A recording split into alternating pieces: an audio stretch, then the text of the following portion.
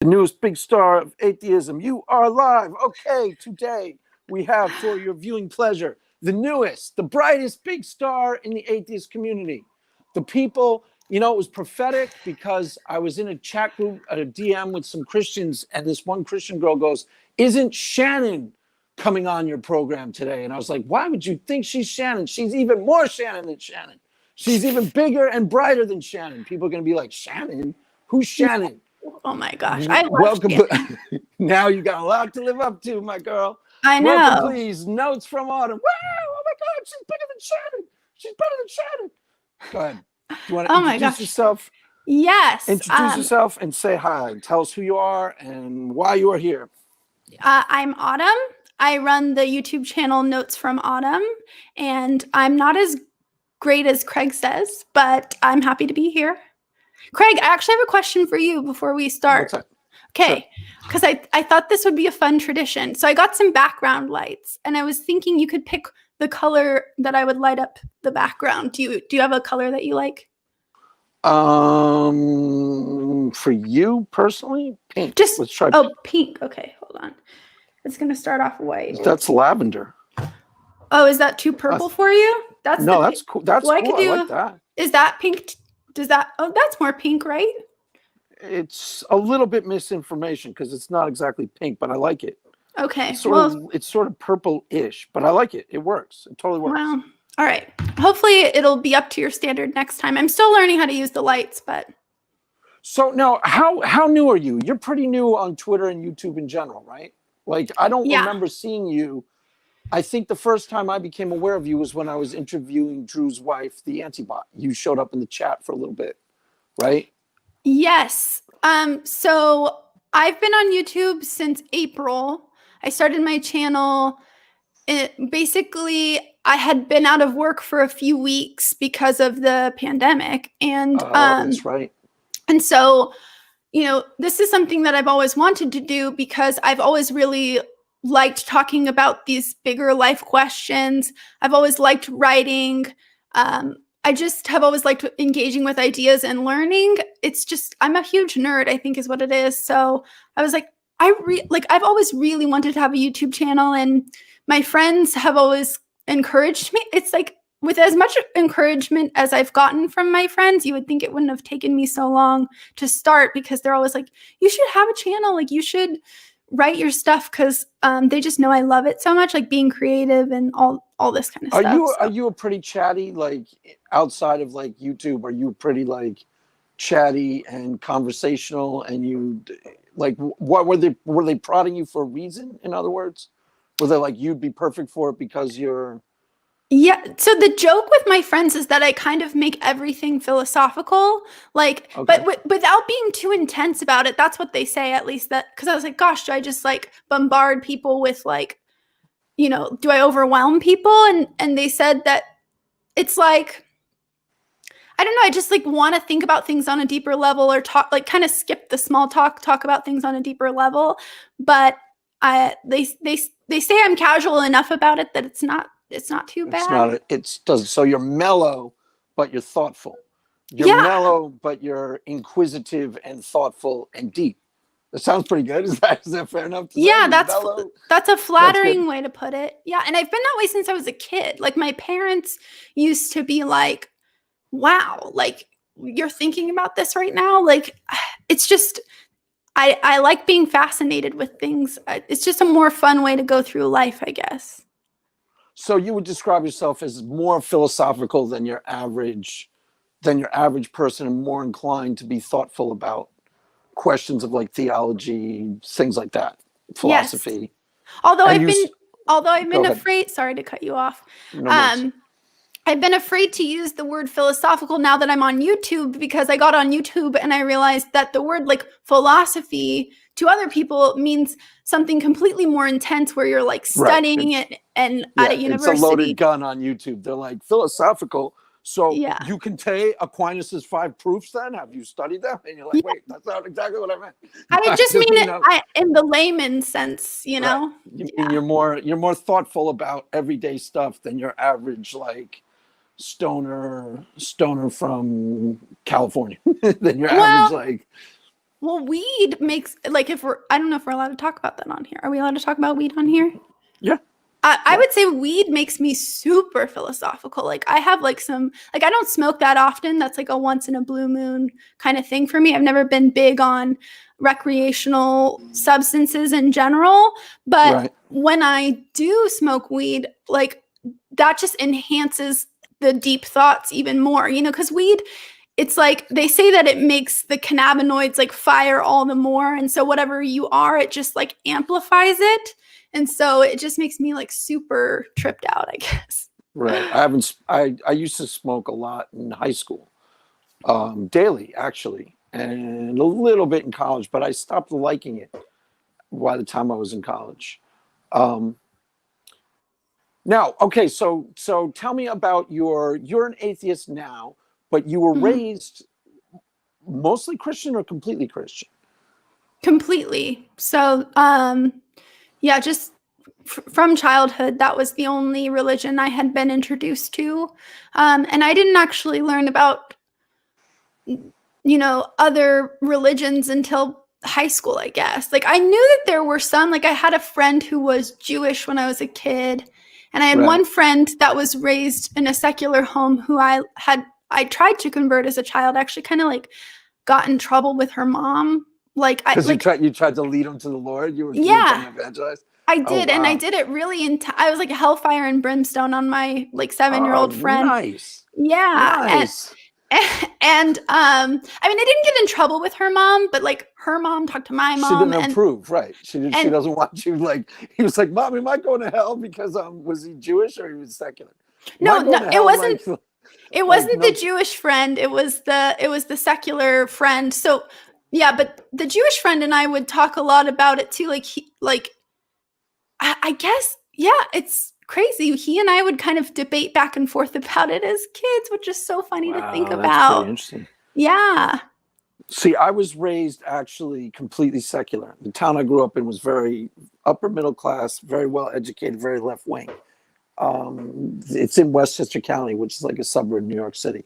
But there was no such thing as an evangelical Christian in the town I grew up in. I didn't meet one until I was 19, 20 years old at college. Um, were you raised fundamentalist? Would you call it fundamentalist, or what was the denomination and how committed were you? Okay. So I would actually say that I definitely wasn't raised fundamentalist.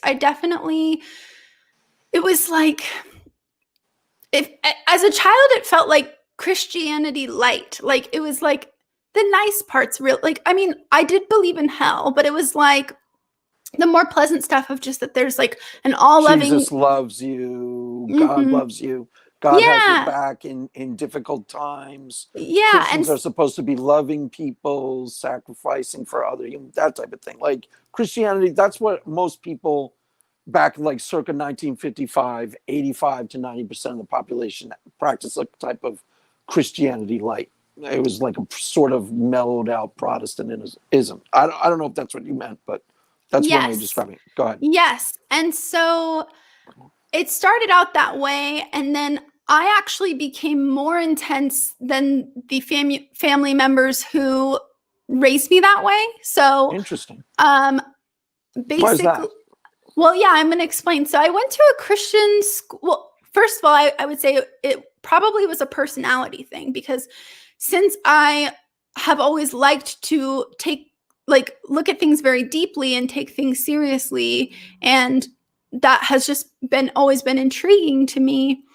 I think along with my personality, the environment that I was put in by going to a Christian middle school and high school made it intensified it because not only was I being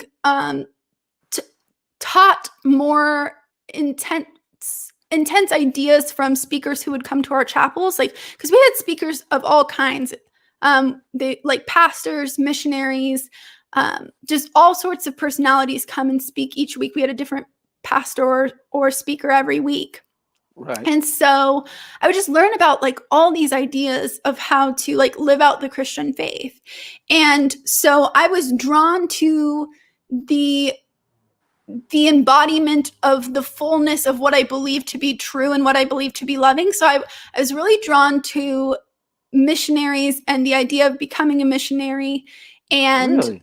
yes. And so actually, basically my senior year of high school, when everyone was applying to go to college, I kept telling my parents that I didn't want to go to college because what good was education to me? Like, that wasn't going to matter in eternity. In eternity, what was going to matter was the gospel. So I was like, Wow. So you were like a little firebrand. You were like gonna go preach the gospel in like Uganda or something.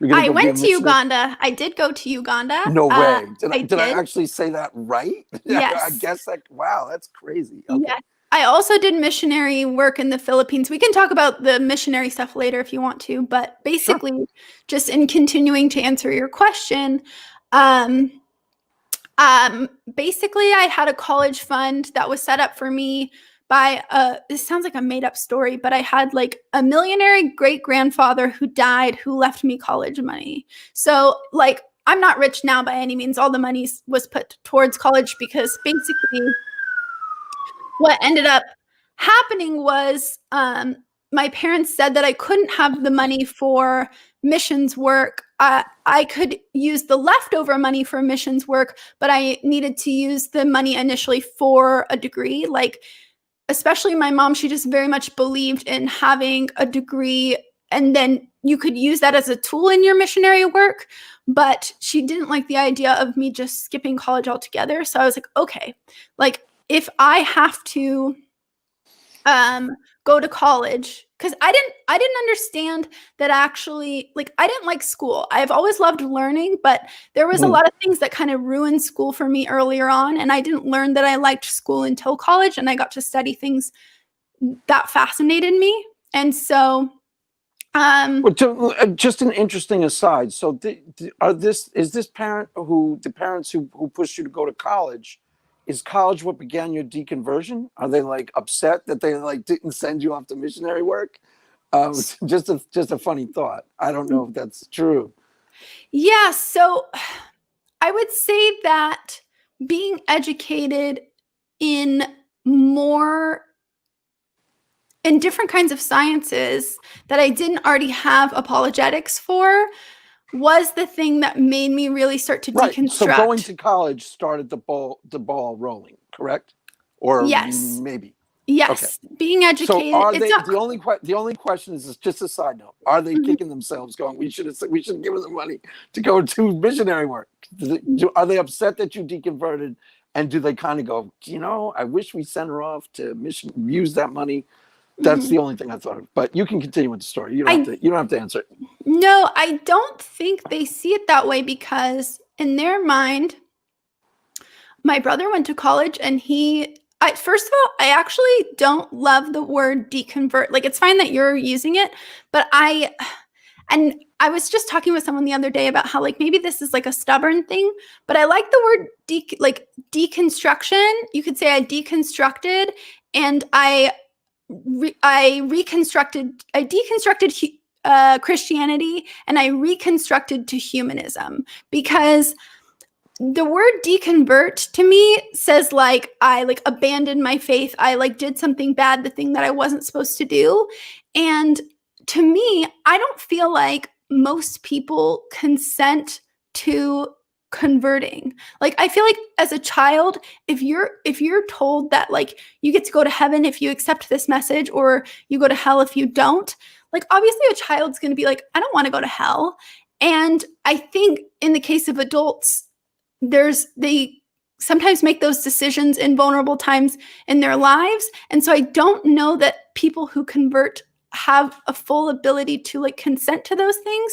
So I don't know.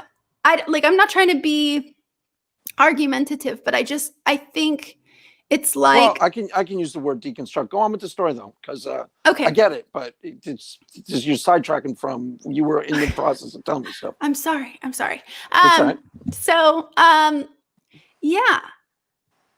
So my brother went to college. He's still a Christian, so I don't think they see it that way. I think, Christians usually think it's something that goes on within the person and their soul and their relationship with God. And, you know, obviously my mother graduated from college. That didn't cause her any doubts. And I mean, they both got degrees in something other than human development. So maybe if they had been exposed to some of the ideas that made me question, maybe they would question more too.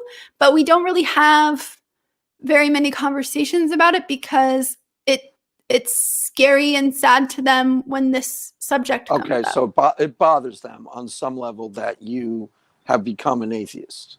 Oh yeah, of course, because they're going to be worried about my my salvation and like where I'm going to spend eternity. Okay, so they're like that. Okay, I know it's not always clear because not everybody. I don't know. It's not so clear cut as that. So you wanted to do mission work, and then you started going to college instead because they made it clear to you that you needed to go to college to get your inheritance or to activate your inheritance or something like that, right? In order to receive it. I had access to the money that I inherited, but they told me that I couldn't use it unless I went to college, and I chose a cheaper, more secular college because I go, one, if I choose a secular college, then I can be a missionary on my college campus. Why do I don't need to go to the ends of the earth to share the gospel. I can share the gospel here in California. And I go, if I choose a local. Why were you more intense than your family? Is it just your personality? Is it just you do things kind of wholly committed? Because you're like evangelical, and it doesn't seem like your family is, right? So why would you think if you can speculate? No, I don't think that they're not evangelical. I think they've actually gotten more into it as time has gone on too. I just took a lot more things literally, like giving up your possessions to live out your life for Christ, dying to yourself, those kinds of things I took more literal. It's very important to my family, and they very much believe it, and they very much try to share it, but it's kind of like just a section. No, it's not just a section. It's not, though, because they're really super into it. Like they're super involved in it. So I just mean like at the time in high school when I started to like become more intense, it just was more intense ideas, I think, than they even had for me. I don't know if that makes sense. Gotcha. Yeah, it's hard if you haven't been asked these questions to give a full, what you think is a full accounting of something that you haven't really been thought about that way. So, you know, if you want to go back to it and address it later, you can, but it's not that important. You know, whatever we get to, you know what I mean? Like if somebody asked me a question about my family of origin, like, why is your sister married an investment banker if she's such and such? And if I haven't thought about it, it's hard for me to fully explain it. That's what's going on. You know what I'm saying? Yeah. Okay, so go, and this is probably not something you've done before where you've tried to give an in-depth, like, here's my deconversion story, right? This is the first time you've done it? Well, and yeah, so I'm actually not going to share everything. Like, it's funny because I can answer people's questions somewhat about my deconversion, but like people are not going to have the full story until I make the video on my channel. Like, I just don't plan on sharing certain aspects of it, and because there's a full detailed story that I want to tell, but I want to get better at YouTube first. So okay, yeah. So just tell whatever you're going to tell. So keep going. Where were you? So you go to college, and what starts to happen? Basically, just I learned of things like classical and operant conditioning and how, you know, that looks similar in animals as it does in human animals or humans. So like learning about child development and looking at conditioning or, you know, reward and punishment, it kind of looks the same. Like, I'm not saying children are animals or that we train children or anything like that, but I'm saying it looks very similar in how you teach a child appropriate and beneficial behaviors as it does to these experiments that I learned about with animals and with conditioning. Does that make sense? I think so. Did you started to learn about that at college and you started to apply it to yourself and Yes. go, So I just bring that up because you said like, oh, you learned what? So something like that kind of made me question like, well, if we teach children how to behave and children, we increase, so a reward increases the behavior and a punishment decreases the behavior. And so if we can modify children's behavior with reward and punishment, where's the room for moral decision? Like, do kids, I started to be like, well, then do kids not really have the ability to make their own like moral choices if they just kind of are, I don't want to say trained because that sounds bad, but like if we teach them beneficial behaviors and they also mimic the behavior that they see. So like an example of this will be like they hear mom or dad say a certain funny phrase that no one else really says, and then they repeat it. And so people look at the child and be like, they sound just like their mom, and so you can see that children mimic behavior because we say stuff like that all the time. Oh, she makes that same facial expression that her mom does. And so with looking at reward and punishment, looking at how children mimic behavior, I was kind of like, well, is that just kind of what I did with within my life choices, like in choosing not just my religion, but all kinds of things, like my idea about beauty. Like in other cultures, things that are deemed beautiful might not look beautiful to you or I because that's not our normal understanding of beauty here in America. And you're also right. in California too. So yeah, so those are the first things that made me kind of go, like, do I just think the way I do because of my environment, because of what I've been told, because I'm mimicking the behavior of the people around me? Because, if you look at other cultures, people behave similar to what they see, Right. So you're starting to question are you saying you're starting to question, I'm not sure where we are in your life. Like, Oh, in college?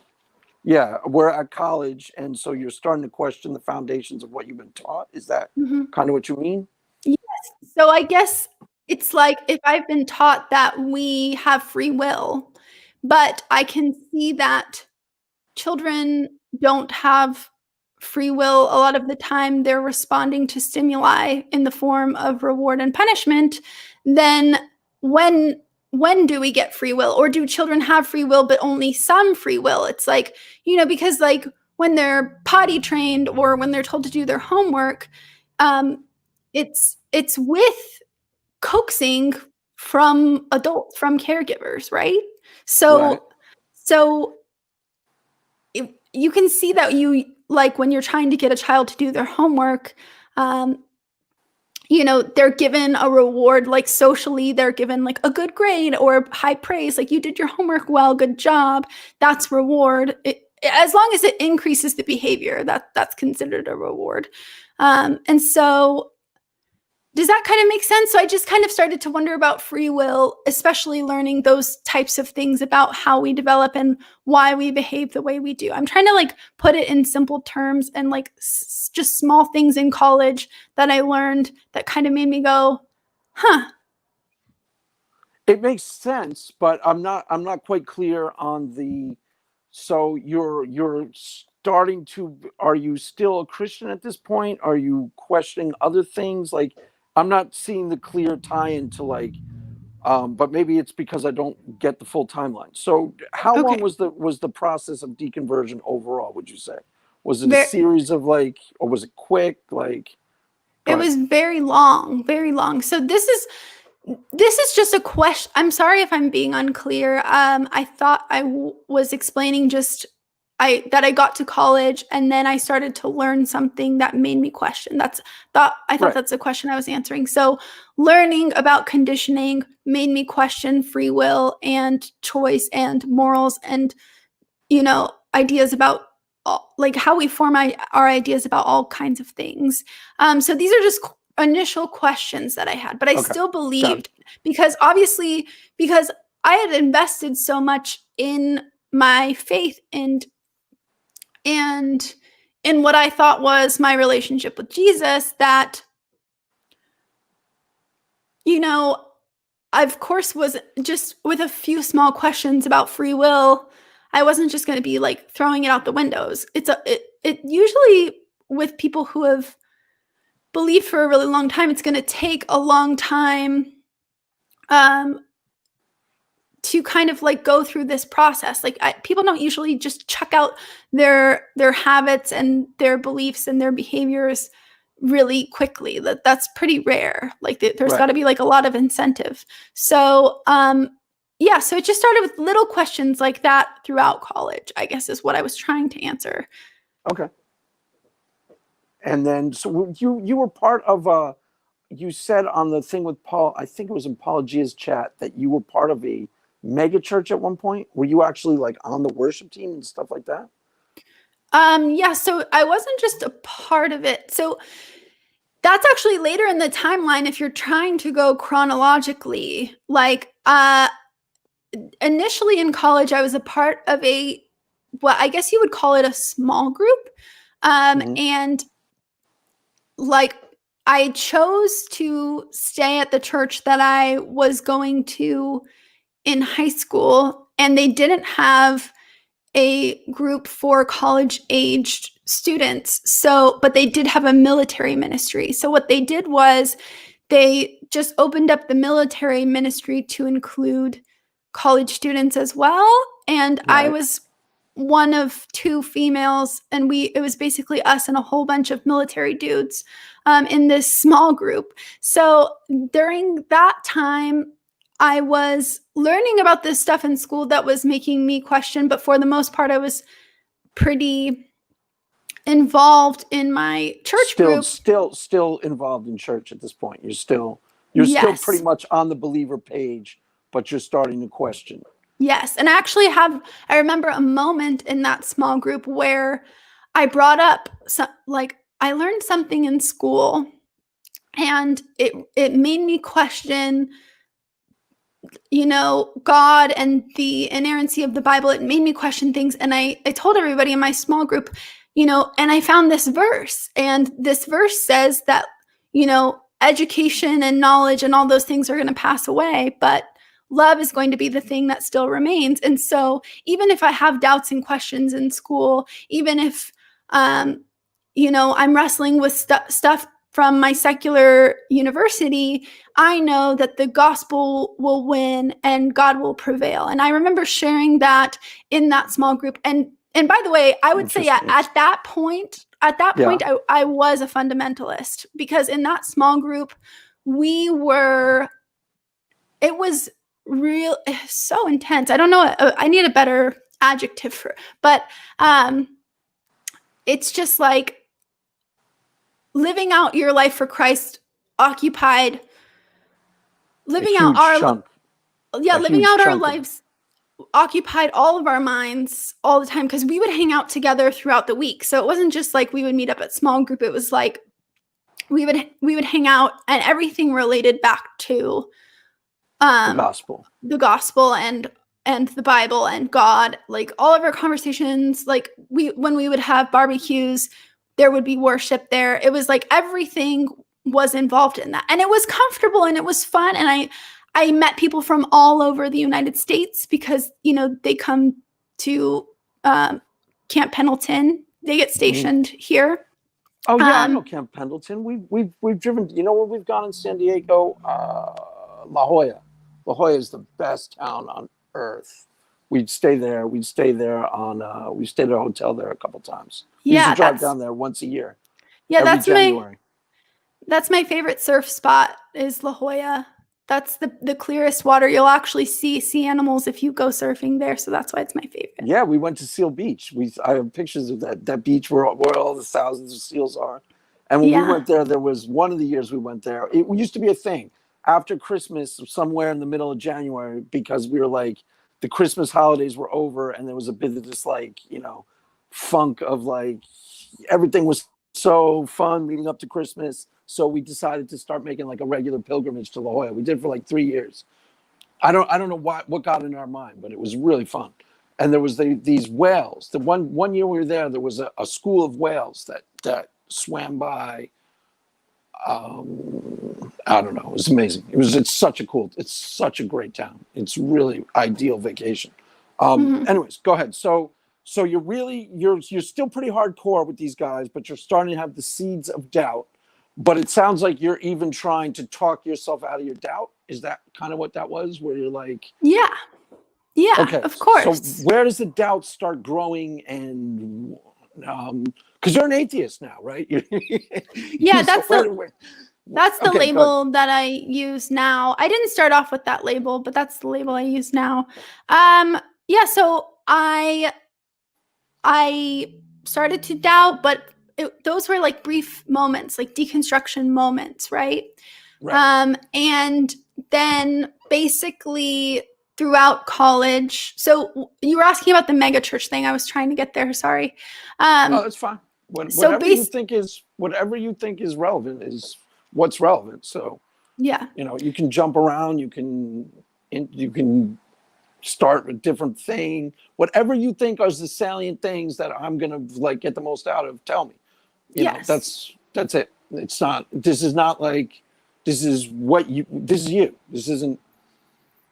Cool. You're not doing it for my benefit. You're doing it for the edification of my Dumbo audience and to tell your story to the best of your ability. Okay, I just want to make sure you're tracking with me and that I'm being clear. But you're totally clear. I just wasn't. If you want to go into detail at some point, and we'll have a stream in the future about what that. I wasn't entirely clear on the significance of the. But everything else has been clear so far. So just go. Whatever you want to tell me. Okay. Just roll. Okay. We are on the same page, and there's nothing you can say that's wrong unless you feel like you misrepresent yourself. And I'm not judging, I'm just listening. So whatever you think is the most salient details, tell me.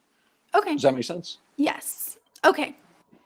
So I had some questions like we talked about free will, about how we become who we are and how we come to know what we think we know, what we believe. And, I also was learning critical thinking at the time as well. And I was in the military/college student combo group for a few years. And then I got this idea suddenly that I wanted, like at the time, I guess I would have described it as like I felt called, right? But Right. I wanted to invest in other people who were more like me, like I guess females, but it's not just that I like only cared about women or something, or I was tired of military dudes. They were great dudes, but I was like, I want to invest in other people. I feel like I've gotten invested in, and like maybe there's some younger like freshman college girls that I can invest in if I go to a church group, like a church group where there's more college students and people that are younger than me, because I was kind of hanging out with a lot of military dudes who were quite a bit older than me as well. Right. And so, I just was like, just for something different, I'll try going to this other church. And during my time there, I became an intern working for this mega church, and I call it a mega church because it was like 5 services, thousands of people, online services.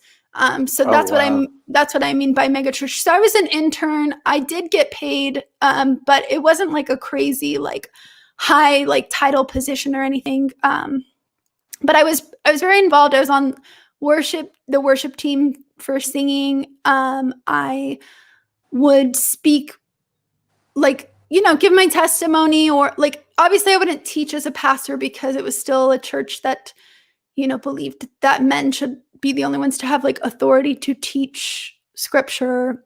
But I would, I would lead small groups. I was in charge of putting together events, putting together teams like greeting teams, prayer teams, outreach stuff, all kinds of like all kinds of crazy stuff, all kinds of tasks. I won't bore you with more details, but yeah, so I was a part of a mega church, and I was the intern for the college ministry. So that was kind of like my deal. And the comment that you saw me leave on Drew's video was Yes, about, that was about the head pastor. So that's a funny thing because after being in the fundamentalist small group, which I was still in, excuse me, I was still in touch with those people, and I still had that mindset when I went to this more mega church, capitalism, Christianity combo deal kind of setting where I basically, I had all this stuff in my head about who Jesus was, what the early Christians were like, what I thought was the more appropriate way to live out your faith. And I saw this mega church, and there was just some ideas that I didn't love. They just didn't connect with what I thought Christianity was. And so even though I disagreed with the way the head pastor ran things, I thought, well, what better way to create change than to like get involved? Like if I think that I have certain things to offer, certain good ideas to offer, then I should get involved. And maybe that's like even from a place of pride. Like I think I have the more correct idea of Christianity. Like you could say that, but I think I was well-intentioned. Like I don't think I thought of it that way. I just thought people maybe had been deceived kind of by grandiose ideas like from capitalism, basically. Right. So they were looking at church more like a business, and you thought you could influence them somewhat for the better. Like you could, I don't know, bring a more pure spirit of the gospel to the place, something like that. Is that kind of what you mean? Yeah, or just like, just show people what scripture actually said, because I had a pretty good understanding of it. Because, I learned quite a bit in Bible classes in high school. And then because I spent so much time in that group around these men who really invested a lot in learning the Bible, I just thought I had a pretty good understanding. So I thought I had things to offer. Okay. So, but you're still, where does the disconnect start growing and becoming more real? The deconstruction, if you want to call it that, but it go ahead. Yeah. So learning. So like I said, I was kind of learning things about human development, psychology, how we form our ideas. And then I learned kind of like about personality disorders. So when I started to learn about personality disorders or things that go on in our brains that cause, I guess what we would call like counterproductive behaviors, or just or even just behaviors that cause people, or not behaviors, but gosh, what am I trying to say? I learned more and more about psychology, and I started to really be like, how, I don't know if, I guess I was like, I don't know if people actually decide how they behave and what they think. I don't think there's a whole lot of choice there, because I'm learning about how all these factors create who we are, like biologically, sociologically, psychologically, how everything kind of comes together to create who we are as a person and our personality and all that. And I just was like, I don't know that I've had much choice in this. And it wasn't until I was still wrestling with it. But it wasn't until I read this book, The Question of God, which compares the arguments of Freud to the arguments of C.S. Lewis, that because I had been spending time engaging in ideas from atheists, kind of seeing what they had to say and kind of like in my mind, like debunking them. But it wasn't until I read that book where something like clicked for me with all the things I had been learning about in psychology, and Freud kind of pointing out that God is undisguisedly called a father figure. And like, I was just thinking, like, instead of our parents being a reflection of God, maybe God is just a reflection of our caregivers. And we kind of project what we know about reality onto an idea.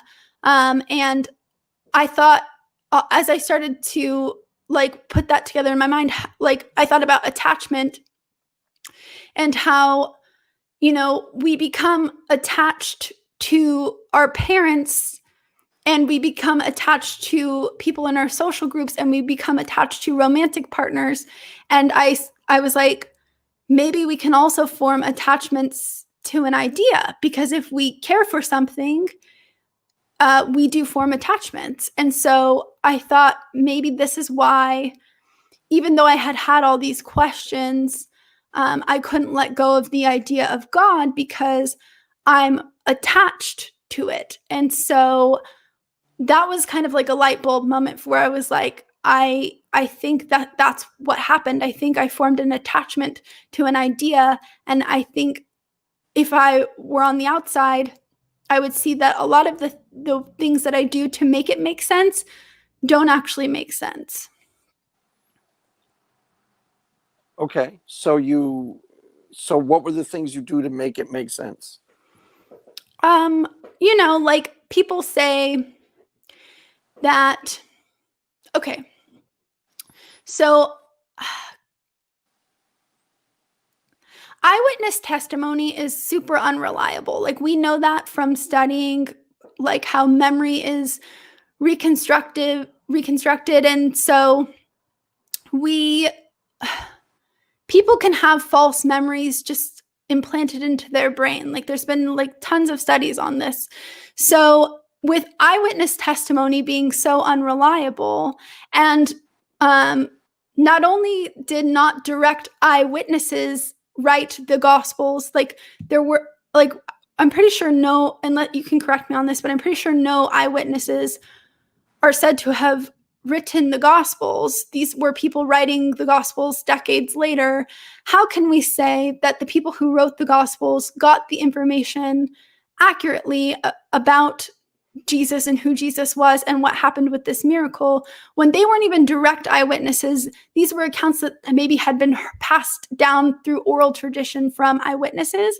And if I had heard that story from another religion, let's just take Christianity out of the picture for a moment and say, right, if I came to you, Craig, and said, hey, there's this new religion, this is actually the correct one, and you tell me, like, great, what's the evidence? Show me what it is. And I tell you, well, I don't really have evidence. I have writings from people who heard, from people who saw it. You would be like, that shucks. And so I think I rationalized, or I think you would say that, I don't know what you would say, but I would think a lot of people would think that kind of sucks as evidence. But I think we rationalize that, you know, God had some hand in passing down the oral tradition and some hand in people writing down the scriptures, and maybe he helped their reconstructed memories. And I don't know. It's like, I feel like that's a lot of hoops that you could jump through to try and make it make sense. But I think I only did that because I was attached to an idea. And I think that if I wasn't emotionally attached to the idea, it would seem illogical. Right. But that sounds more like an argument from now. Is that something that occurred to you then? Yeah. Like I'm trying to figure out what, like with Drew, for example, he starts telling me about different things that were occurring to him organically then. Is that what started occurring to you while you were deconverting, or is this is that something you're just okay? So I'm not trying to make an argument. I'm trying to say that the light bulb for me was reading this book and reading Freud's idea about how God is a projection of our primary caregivers, and me realizing that humans very much could have created God, and seeing that I had been trying to make it make sense because I was attached to this idea. Okay, so at the time that started becoming something that you started thinking about yourself. Is this what I did with Christianity? Is that kind of what you're saying? So you read this book and light bulbs started going off that makes you question, is this something that I don't organically believe or don't organically know is true? It's just something that I'm helping myself to believe. Is that kind of what you mean? Yeah, so I just think we have mechanisms to, like, biases and stuff going on in our brain. I'm trying not to make it too complicated, but like our brains are just set up in a way that if we're attached to something, or if our brains can find a way to protect ourselves and our ideas, like methods of self-preservation, then we're going to self-preservation, then we're going to so our brains are more evolved to protect us than to seek like truth. So I just think, sorry if I'm like getting off topic. I don't know if I'm answering your question anymore.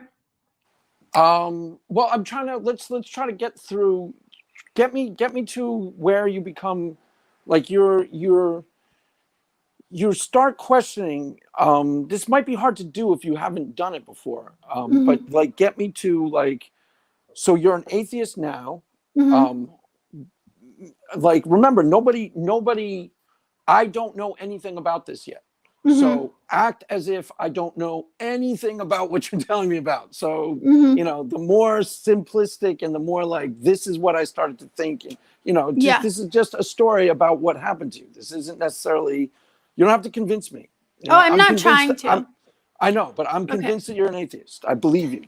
You don't have to and you can ignore whether anybody is judging whatever you have to say. So just tell if you ask me to tell me my why I became a Christian, granted, I've done it a few times on YouTube, but I can just say, well, this happened and this happened.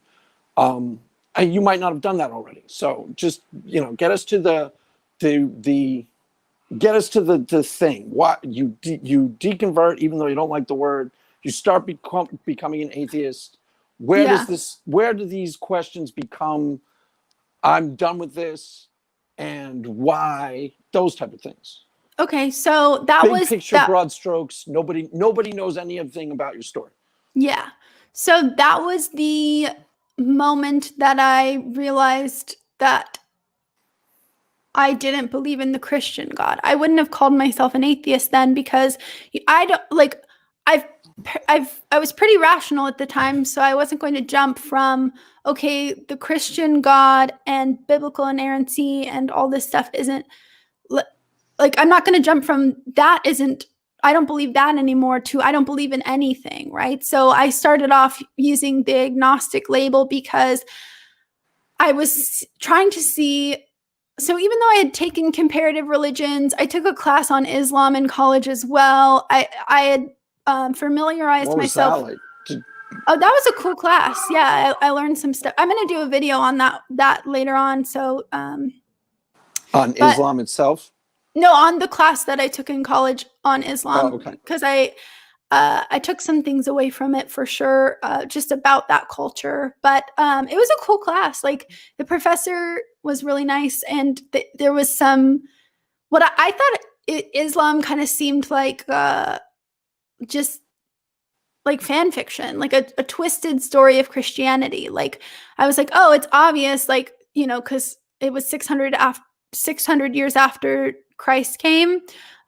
So I just thought, oh, it's obvious that Muhammad took the ideas of Christ and twisted them around and tried to make his own thing just for his own benefit. I just, that's the way I saw it as a Christian. But Yeah, so I had taken some classes on other religions because, like I said, I've always liked to really investigate those kinds of things. And so I decided to reinvestigate as an agnostic because I go, well, I don't have the bias anymore that I want Christianity to be true because I don't believe that it's true. And I kind of couldn't help it. Like at first I was sad because it's kind of like when you find out Santa is not real, you kind of want to go back to believing, and you can't because you've been told that he's not real. So you can't go back to believing that he's real. And so I was sad for a while, but I tried to heal as an agnostic. And I started a blog called The Enthusiastic Agnostic because I thought maybe I was going to just write about all my, like everything that I was learning. But I didn't do that for very long because basically through that time of studying other religions and studying different arguments for, I don't know if you'd say different worldviews, but I basically concluded that none of the other religions seemed very plausible, and basically it just kind of stopped there for a while. I didn't use the atheist label until a couple of years ago. How old were you when you were doing enthusiastic agnostic? That was a few years back. I was 24, like 24. Okay. Yeah. So why'd you start using the atheist label? That's a recent thing? That's more like 2 years ago. I just decided that it was more accurate because since there was no evidence to me that proved to me that there's a God or that any of the religions are true, that it was a more accurate description, and maybe using that label would kind of entice people to engage in ideas with me because like I said, I'm a nerd. So I just kind of was like, oh, like I at first took it to mean something kind of bad because I had kind of only heard negative things about atheists. But I thought maybe if I used the label and kind of used that label in it, engaging with others, it would maybe change their mind about looking at things a different way. And I also think... Go ahead. You said that on your interview the other day. You said something along the lines of like, I kind of deliberately chose atheist because I wanted to engage with people more on the subject. Yeah. And like, I wanted to get involved in these conversations. Are you an atheist activist or not really? Yeah. Like, so now I am. And what like you also said, you also had a video where you talked about the angry atheist versus you. And what's the angry atheist and what's you, and why aren't you the angry atheist? No, so I said versus neutrality. I wasn't trying to say that I'm never angry because it was just, so first of all, I think I chose the angry atheist because I thought people would click on it because so it's clickbait. It's a stereotype. I was using Matt Dillahunty as clickbait, and I was using a stereotype as clickbait, and then I was using that to deliver an idea more about how anger comes from other places, other places besides atheism. Like anger doesn't result because of a lack of belief in God. Anger results from these other factors that I explain in the video. So you were saying that the anger wasn't necessarily had anything to do with the God or lack of belief in God, but it was like what about like different aspects of religion or Christianity or something like that? I didn't actually watch the video because I didn't want to like before having you on the channel. I didn't, because that usually gets me only in one train of thought. You know what I mean? Yeah, that makes sense. Yeah, no. So I basically, so since we know, for instance, I had to kind of separate some different ideas about anger because there's frustration, which is like when your goals are blocked, like you have a specific goal, like you want to you want to get home in time for your show and there's traffic. So your goal is blocked. That would be frustration. And then there's aggression, which is, an outward behavioral display of frustration. And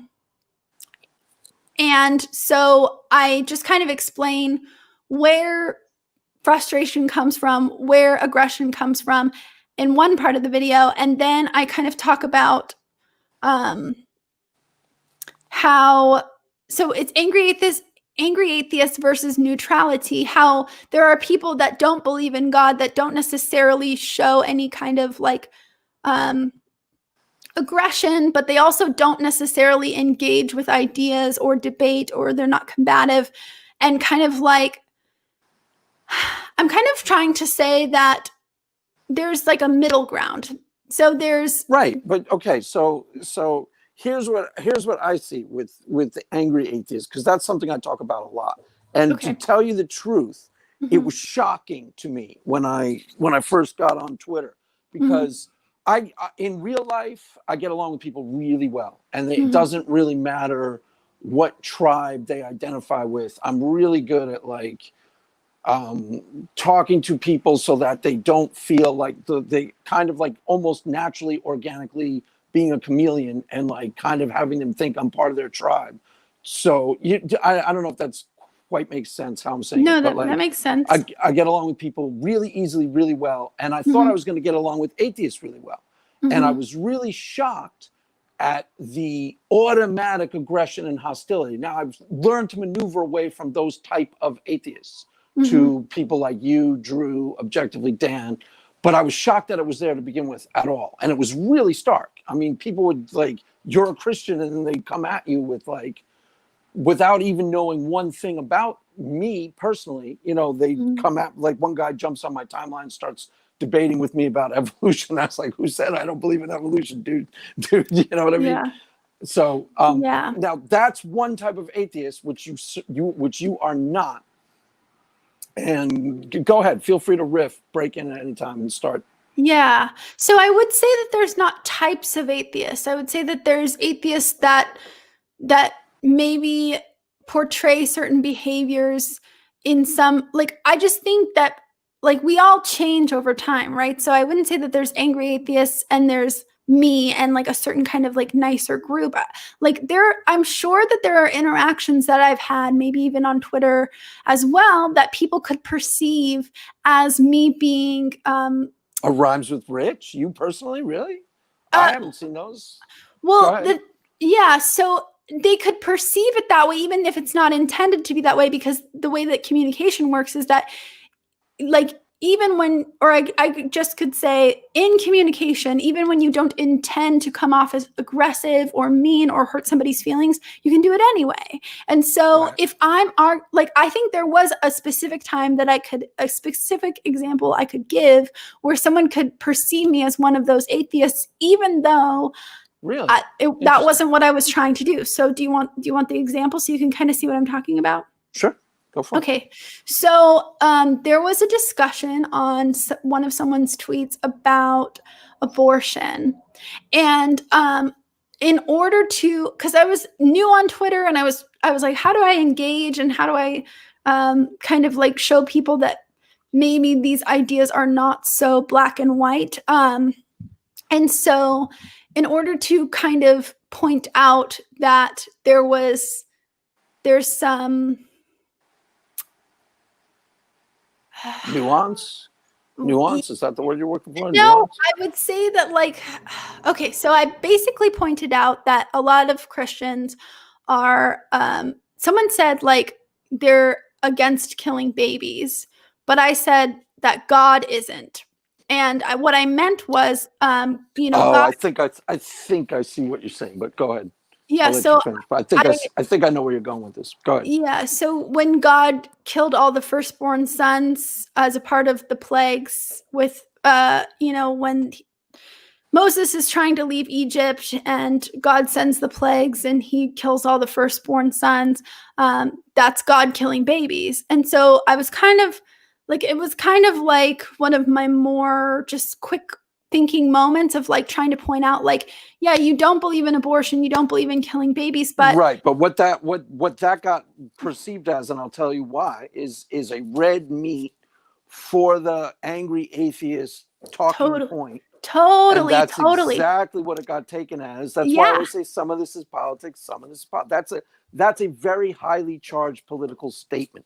And you Yeah. didn't mean it that way, but I totally understand why somebody took it that way and And took you as a rhymes with rich atheist. Go ahead. yes, totally. So, I that's why it's like communication is tricky, even as you and I are talking right now, Craig. It's like I was trying to answer your question and I was trying to be thorough and I kind of lost you. And it's like on Twitter, all the more so that's going to happen because you can't see facial expressions, you can't hear tone. Totally. And Totally. so if someone were talking to me and hearing my tone of voice and seeing that I wasn't being like malicious, like, well, God kills babies, like, right. You weren't. And also, if they even more complicated is if they saw how you were dressed, saw how you were put together, you weren't like the standard like freaky looking SJW saying it. So they'd be like, okay, this is I'm probably misinterpreting. They'd hear the tone of your voice, they'd see the like the docility of your stance, and they immediately size it up differently because there's a lot that gets communicated in real life. This is why I'm really good in real life. Never get this wrong in real life, but I get it wrong on Twitter all the time because you're not processing it in real time. There's a lot of, first of all, it's all presentation, and you can deceive people in your presentation on Twitter. You can't in real life. Like if I'm hanging out with you one-on-one, and even to some degree on my YouTube channel, if I'm talking to you and interacting with you, I'm going to perceive things about you that you don't know I'm perceiving. You see what I mean? Go ahead. Yeah. Yeah. So I guess So there's cues that you would be sending out just as who you are. You're not a very intimidating or weird looking so a lot of that would make somebody calmer about your quote unquote radical statement. They perceive it a lot less inflammatory. Go ahead. yeah, although I like weird looking people. I don't know. Like I do that's too. not It depends. It depends. Not fun weird. Not like kooky weird, like deconverted man weird. Like weird, like weird, like aggressive. I don't know. Go like crackhead weird. That's what I mean. Go ahead. yeah. So since there's just so many factors that can play into how someone is being perceived, I talk about that in the video as well. It's like because there are places online that are for venting and catharsis, and there are places online that are for Engagement with people who disagree. yes, unfortunately there just is crossover. It's not like there's nice little sections where you can go and say like in a private chat group you could do that, like I just need to vent. But the problem is that people are people, so they get on Twitter, they get on Reddit, they get on Facebook, they get on whatever social media platform, and they say their thoughts as they are.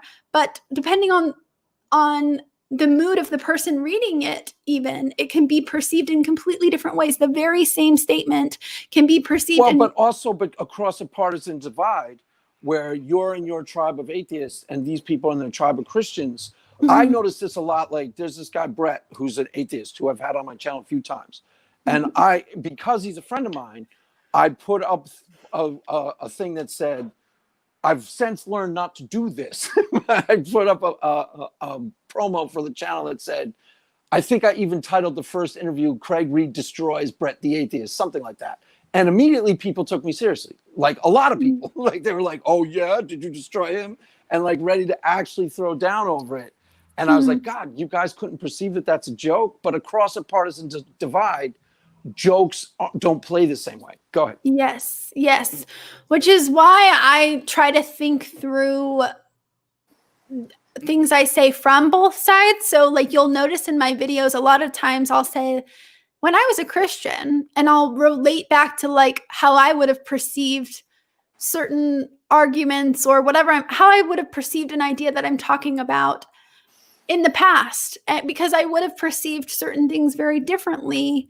And I did perceive things very differently because of my beliefs. And so, even I recognized as soon as I said that comment about God killing babies, I was like, as soon as somebody responded, not as soon as I said it, but as soon as somebody responded, I realized, I was like, oh my gosh, I remember reading stuff like this. Oh, there's a motorcycle. I remember reading stuff like this online as a Christian, and it would just only hurt my feelings because they're attached to God. They love God. They're attached to that idea. So of course it's going to hurt their feelings. It doesn't look like the point that I'm trying to make, that maybe there is a little bit of hypocrisy. I don't know what the word is there, where it's like, we don't, don't murder, God says not to murder, but then like it's cool that God murders. And like I understand the Christian worldview on that. It's like, God is allowed to do things because he's an all-powerful being, but on the outside of it, it just looks like maybe that's a good reason to question the validity of the whole thing. Right. Well, you're doing, there's two things going on. So it gets complicated. There's the people using these things as wedge issues for partisan gain, across, like, people saying stuff like that to, like, try and win fakely win debates on Twitter and YouTube, which isn't what you're trying to do. But even to get people to question the way you want them to, you have to be really careful when you are dealing with hot button emotionally. That's why they always say, don't talk about religion and politics, because you're going to do that inadvertently, automatically. And you have to be careful how you have to be diplomatic in how you frame things, even if you want to have a real conversation with people where you get to something that's actually true. And keep in mind, there are bad actors on both sides. There are people who are deliberately trying to be inflammatory for for a fake partisan victory. Go ahead. Yeah, or Christians can say things that they're not even... Christians don't do it. Christians don't do it. It's only atheists. Go ahead. Yeah. They can say things in a totally well-meaning way and still, like, without even trying to be a bad actor or have like malicious intent. They can say things that now I have the atheist perspective on, and I can say that it is so condescending and so right, totally. Yeah, that happens a lot. Can be so hurtful. Atheists will get tripped out by a certain thing a Christian says yeah, definitely. That definitely happens. Yeah, so I have the advantage of having been on both sides of it. So I'm hoping to use that advantage to try and improve my communication. I'm learning, I'm brand new. So it's like I've been doing, like, the activism stuff I've been doing since I started YouTube, like since April. So I'm still learning quite a lot. It's still very early. I'm not going to be 100% great at it all the time. And even if I've been doing it for years, I'm sure there will be mistakes that I make, right? But the thing about what you said about not talking religion and politics is another thing that I've actually brought up before on my channel, because I think the issue is that because we say never talk about religion and politics, there's kind of this thing where it's like, I feel like there's almost like two camps of people. There are people who believe that it's like rude all the time, and there are people who are okay with it, but it still gets messy, because as humans, I guess we just haven't really learned how to come up with a solution for communicating across groups about those ideas. So, like, I think we could get better at it if we come up with strategies and, like, I guess manners around it. So, like, what am I trying to say? No, I know what you're trying to say. Just go. I'll respond in a minute. I get you. I think if we kind of taught like communication manners or like etiquette in earlier education, this is one of the solutions I brought up when I brought up this idea. I think we might have an easier time because, like, if children are taught, like, okay, you can talk about religion and politics, but in this certain setting. So, like, and given tools for communicating in a way that doesn't come Well, across as hostile. why it gets difficult, and it automatically gets difficult because I notice this because with me it's easy, particularly with politics, because everybody I ever knew growing up was liberal. Everybody from my hometown, everybody from my college, liberal, and like unabashedly so. Now, because I become a Christian, there's a lot more. My wife, for example, is almost pure red state, and I meet a lot of more of like the standard issue conservative Christian type.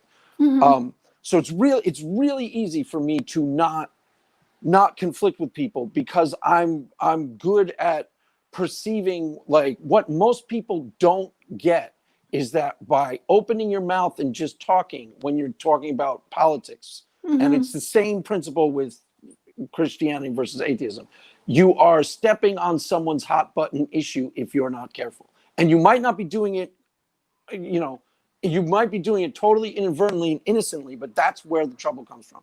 Because there are things that people are really, really emotionally passionate about.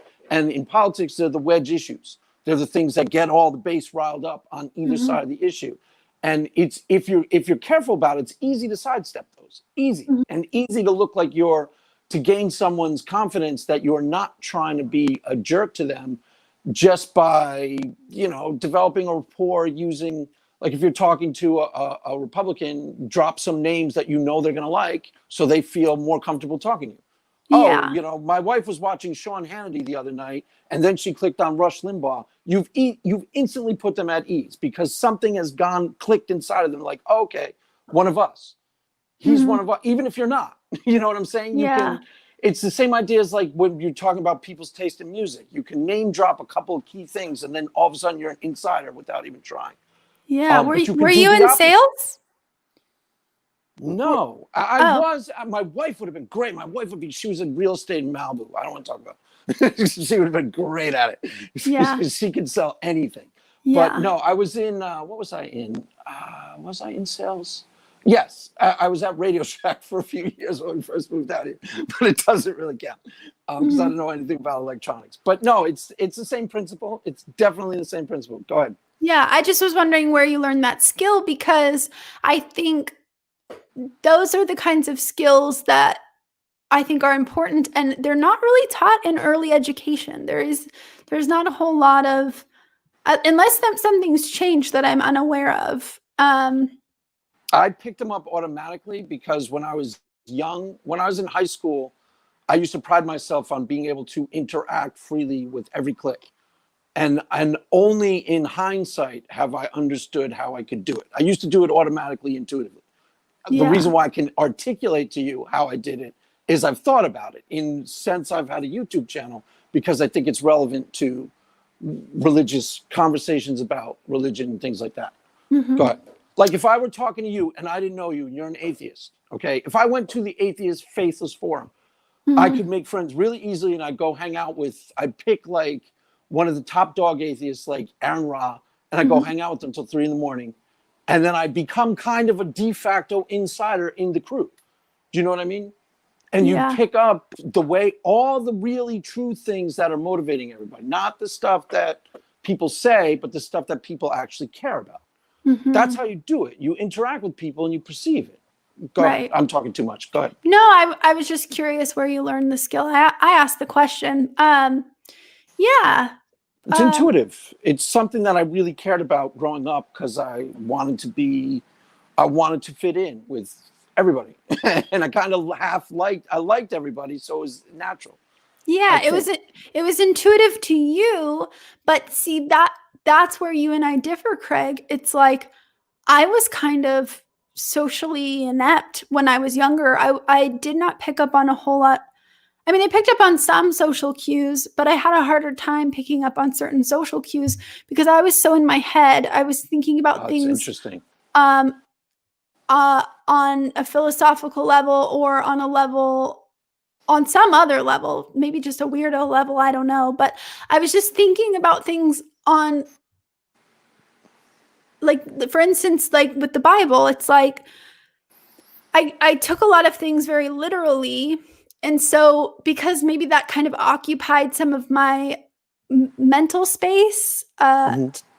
to put it that way, then I didn't really put the time and energy into building this communication skills that maybe would have been helpful for better articulating what I was thinking or what I was trying to convey. I think I offended a lot of people without meaning to, because I was just trying to be truthful. And um, we, like you and I kind of talked about earlier, I don't think people always love the truth. And so you kind of have to find a way to communicate things in a gentle way or ease people into things. You can't just smack people with the truth in the face all the time. It can come off as really hurtful or rude. And so, I mean, I don't think I was always like I had friends, like I don't think I was always like disliked, but I think I would have done a better job.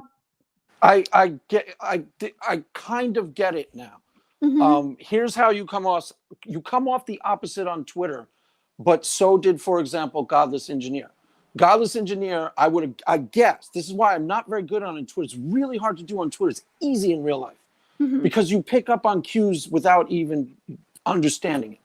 I thought Godless Engineer, for example, when I had him on my channel, I guessed that he was just like a beer swilling, good time, like not a frat guy, but like go to the bars, hang out. He said, no, I was the opposite. I was a nerd. I was like, what? My head just exploded because that's how I perceived him. Now, I would have perceived you as really easygoing, really gregarious, a lot of friends. But now that you're talking to me, I totally understand what you mean because you're more thoughtful and caught up in your head. And it was hard for you to kind of be where your peer group was at and Yeah. connect. That's what I get from you now. I perceived you totally differently until I was talking to you. Yes. That's because of Twitter.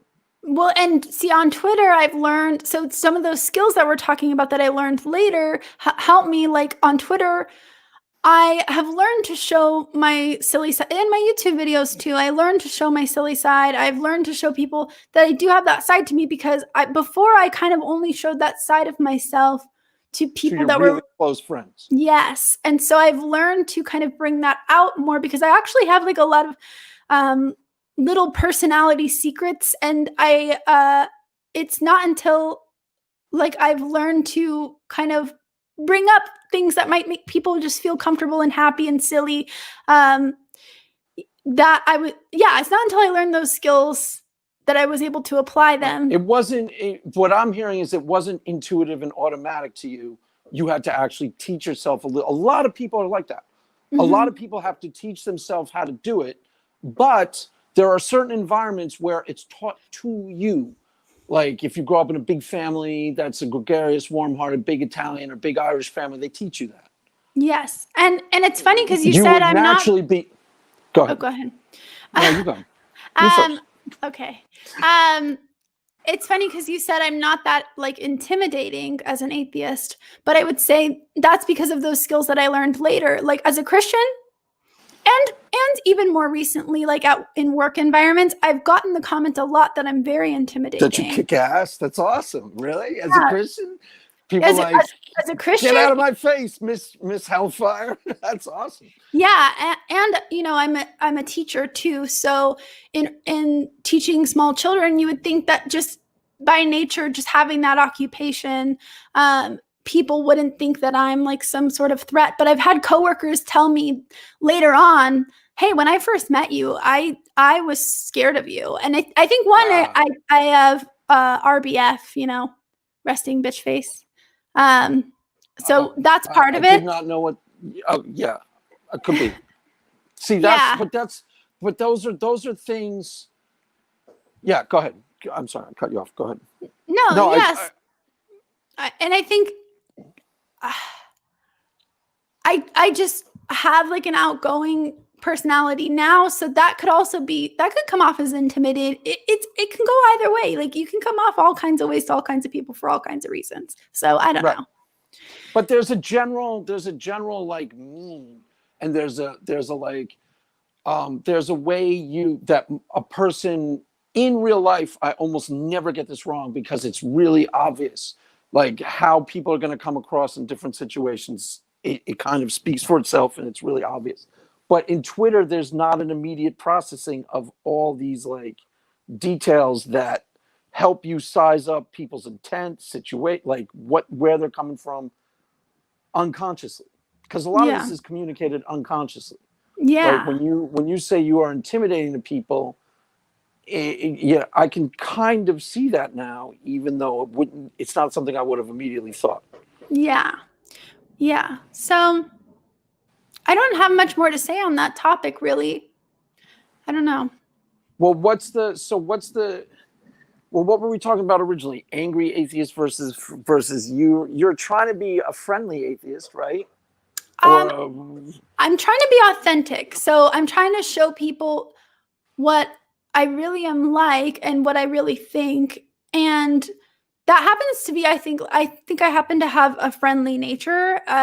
And you know, I just think I I have seen a lot of people do apologetics and counter apologetics and philosophy and memes and all kinds of things, but I haven't seen a whole lot of people just kind of talk. I guess that talk like me. Like I talk like somebody from California, which maybe isn't, it doesn't make me come off like, a super uh educated. Like I think when I finally make my points, I can come off as educated, but um, you know, I just California is very different from New York. Just for your own edification. I don't even know if you've been to New York. Have you been to New York City and once,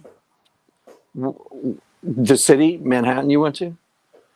yeah, my grandparents took me when I was younger. My cousin and I got to go. They took us to a Broadway play. We had Italian food. We did all the good things. Wow, that's Yeah. awesome. See, Yeah. but just people are very different. There's a whole different way about people in New York that Californians, I've lived here since 2000. New York, everybody's intelligent and aggressive everywhere you go. Mhm. The barista who serves you coffee, everybody is more like an atheist, actually. They're trying to prove something intellectually to you all the time. Mhm. All the time. Nobody does that in California. So Mhm. you get more, it's considered fashionable in the atheist community, which is rare. It's not fashionable almost anywhere else, where you've got to be intellectually on guard all the time. New York, you have to be like that all the time. Everywhere you Yeah. go, every bar, you say, I like the chili peppers. This is an example I've used, but it illustrates. I like the chili peppers. Someone will quiz you. Oh, Mhm. did you listen to Freaky Styley? And they'll quiz you on like the second side of like Mother's Milk. Do you know all Wow. the songs? And you've got to kind of know it. I only met one person like that in California, and sure enough, she lived in New York. She's a librarian I used to hang out with because she's cool. She knew if I wanted to talk movies, she saw every movie, knew who directed it, and could talk. Everyone's like that in New York. Nobody's like that in California. Nobody. So you Yeah. don't do it. Go ahead. That's what you're not raised to do it. In New York, you're raised to do it. So if you want to turn it on, you can turn it on. Do you know what I Yeah. mean? Yeah, so that's one of those like cultural differences that I was talking about. Like I learned when I did missions work, I would always study the culture before I would go because I knew that like Right. you don't just go somewhere and do stuff because you could accidentally offend somebody and Right. then everything good that you're trying to do might be ruined just but from an accident, like from Right. You come in and like, oh, what a cute dog. And they're like, that's our dinner. What do you yeah, yeah, mean? yeah, yeah. So um yeah. Where did you go on missionary? So I went to the Philippines. I went to Uganda. I did some work in Mexico. Oh, cool. Yeah, What and was then Uganda like? That must have been a total culture shock. it was cool. Like I had a great time because sorry, I'm just gonna grab some water. Sure. Um, I went to an orphanage and I helped to like lay out a soccer field. There was like basically the orphanage had this like swamp right next to it. And so our job was to change the swamp into like a working soccer field and set up the grass and set up the goals and, give them like actual good equipment to use to Right. play soccer. And so that was our job while we were there. And, you know, we just got to play with the kids and love on the kids. And like, that's something that obviously like I'm drawn to, like investing in children. And Right. so that's what I did there. And the food I didn't love at the time I was younger. So I just was really picky when I was younger. So I kind of had a hard time. I ended up eating like peanut butter and jelly every day because I didn't really like the culture's food. So they have really good peanut butter in Uganda. I don't know if you know that, but No, I would consider that a fun fact that no, I had no idea. yeah, they have like the best peanut butter because they make it like locally, and so it just tastes better. I don't know how to explain it, but it just tastes more real, like more authentic. Like I don't know, it's just really good.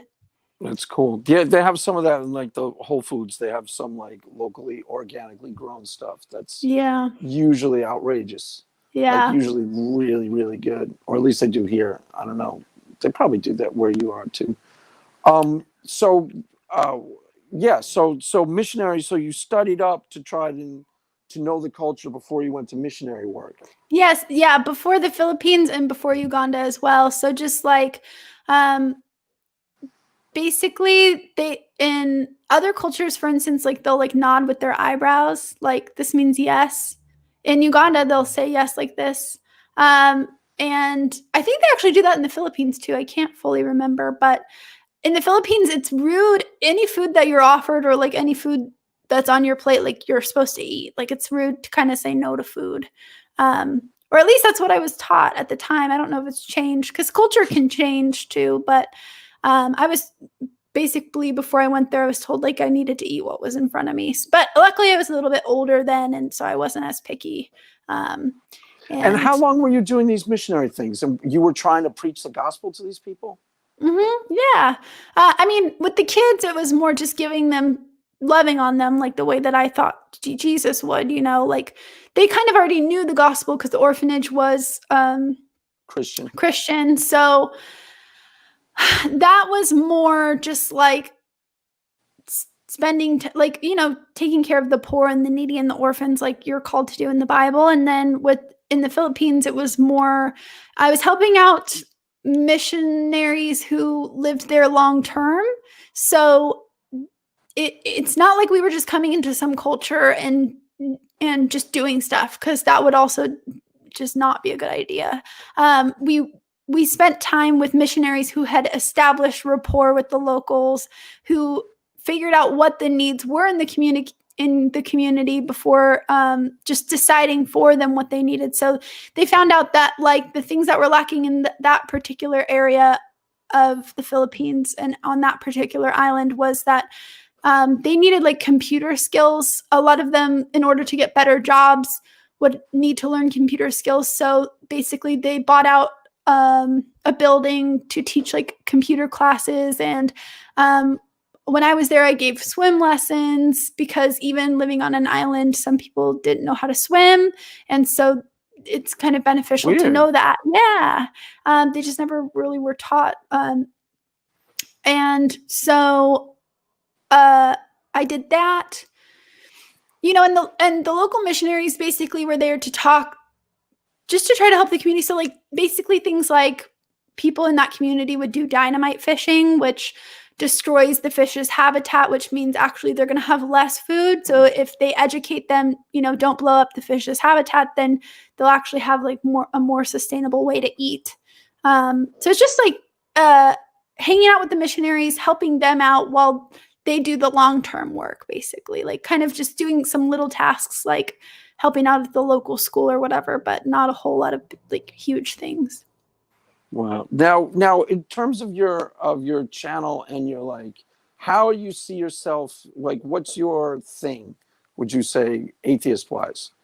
Like, what's your when you've been here for what?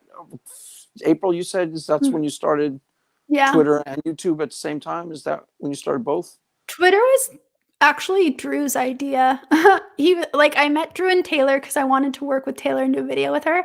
And Drew just kind of was like, you should get a Twitter. So that was like maybe a month or two after I started YouTube. Oh, you met them from what? Just like trolling atheist sites or something? And just checking Yeah. things out? Yeah, we spend a lot of our time trolling together. No, basically, I just was a fangirl, and so I reached out to Taylor because I was like, I really wanted to make an anti-MLM video because a lot of my friends have been taken advantage of by MLMs, and I just really wanted to be a part of taking down these really malicious awful companies that take advantage of specifically more women and like women that I'm friends with. And I was like, I want to work with Taylor and make a video about this. Like, I really care about this.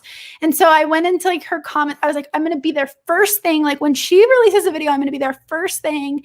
And so I was like, you know, ready to comment so that she could see it right when she published it. So I like posted a comment right when she posted a video, and I was like, I really want to work with you. And I didn't think it would work, but I was like, maybe if I'm persistent, like if I just do it every time. But the first video, she saw my comment and she told me, like, this like made my heart sail. She told me like she watched all my videos. Like she went through the comment and like watched all my videos and that she liked them and she wanted to work with me. And I literally was like jumping up and down. I was like a little girl. Like it's probably really embarrassing if she ever watches this, but I just was so excited. Like I freaked out. She's in the comments right now. She's saying No, how she's embarrassing. not. No, she's not. Um, She's saying, but- I can't believe how embarrassing that is. No, I'm just she's kidding. like, I don't want to be friends with you anymore. Wait, but this is really interesting because you were an atheist though when you were watching her videos, right? You Well, just yeah, weren't she and on I Twitter and started- YouTube. Yeah. She and I started YouTube around the same time, which is why I was like, okay, like maybe she'll give me a chance because like I just started and she's obviously ahead because like I mean she's been practicing alongside Drew, so her skills are really good at like a lot of things that I'm still improving on. So she's flying, she's getting lots of subscribers, but I was like maybe she'll give me a chance because she's new too. But I've been identifying as an atheist for a couple of years, and then I started to make videos in April. I reached out to Taylor after making a few videos. I gotcha. Okay. I met Drew and Taylor on Zoom, and then Drew was just like, you should get a Twitter. And so I did, and I've met lots of other people through Twitter, just kind of engaging with these ideas, like apologists and Christians and polytheists and atheists. So, and atheists, when I say atheists, I don't even just mean like people who are ex-Christians, but like ex-Muslims, ex-Jehovah's Witnesses, ex-Mormons, like lots of people like that. Right. So what would you say is do you have a thing, a vision for your channel, or what you're trying to be in the space? Do you have a way of seeing yourself? I just basically so the name Notes from Autumn comes from basically I have notebooks just full of ideas because I really like to write and I really like to think. And so I have tons of notebooks full of stuff. And so the goal with the channel is to publish my ideas and make my ideas known to the public through YouTube because people don't read. So as much as I'd love to just write and publish it on a blog, research shows that video content is it's way more consumed than articles. Yeah, it's where it's at. Video is. I still read, but mostly I read because to get things faster because it takes too long to watch some of the stuff I want to. Like if there were ways, I'm still trying to find a good way to get things transcribed because it's much quicker, or at least it seems to me much quicker. Am I right about that? I don't know. Like it takes you 2 hours to watch a video. It's 2 hours. How long would it take you to read that same thing as a transcript? I'm thinking it would take you like 20 minutes to a half an hour. Isn't that right or no? Yeah, maybe. Yeah. I guess it depends how fast you read. Yeah, that's. But you can also skip ahead when you read, and you can't really do that with YouTube videos. I listen to them at like 125 a lot, but that gets on my nerves. Yeah. Like a lot of times that will just mess with my processing, and I'll miss stuff. Yeah. That makes sense. It does.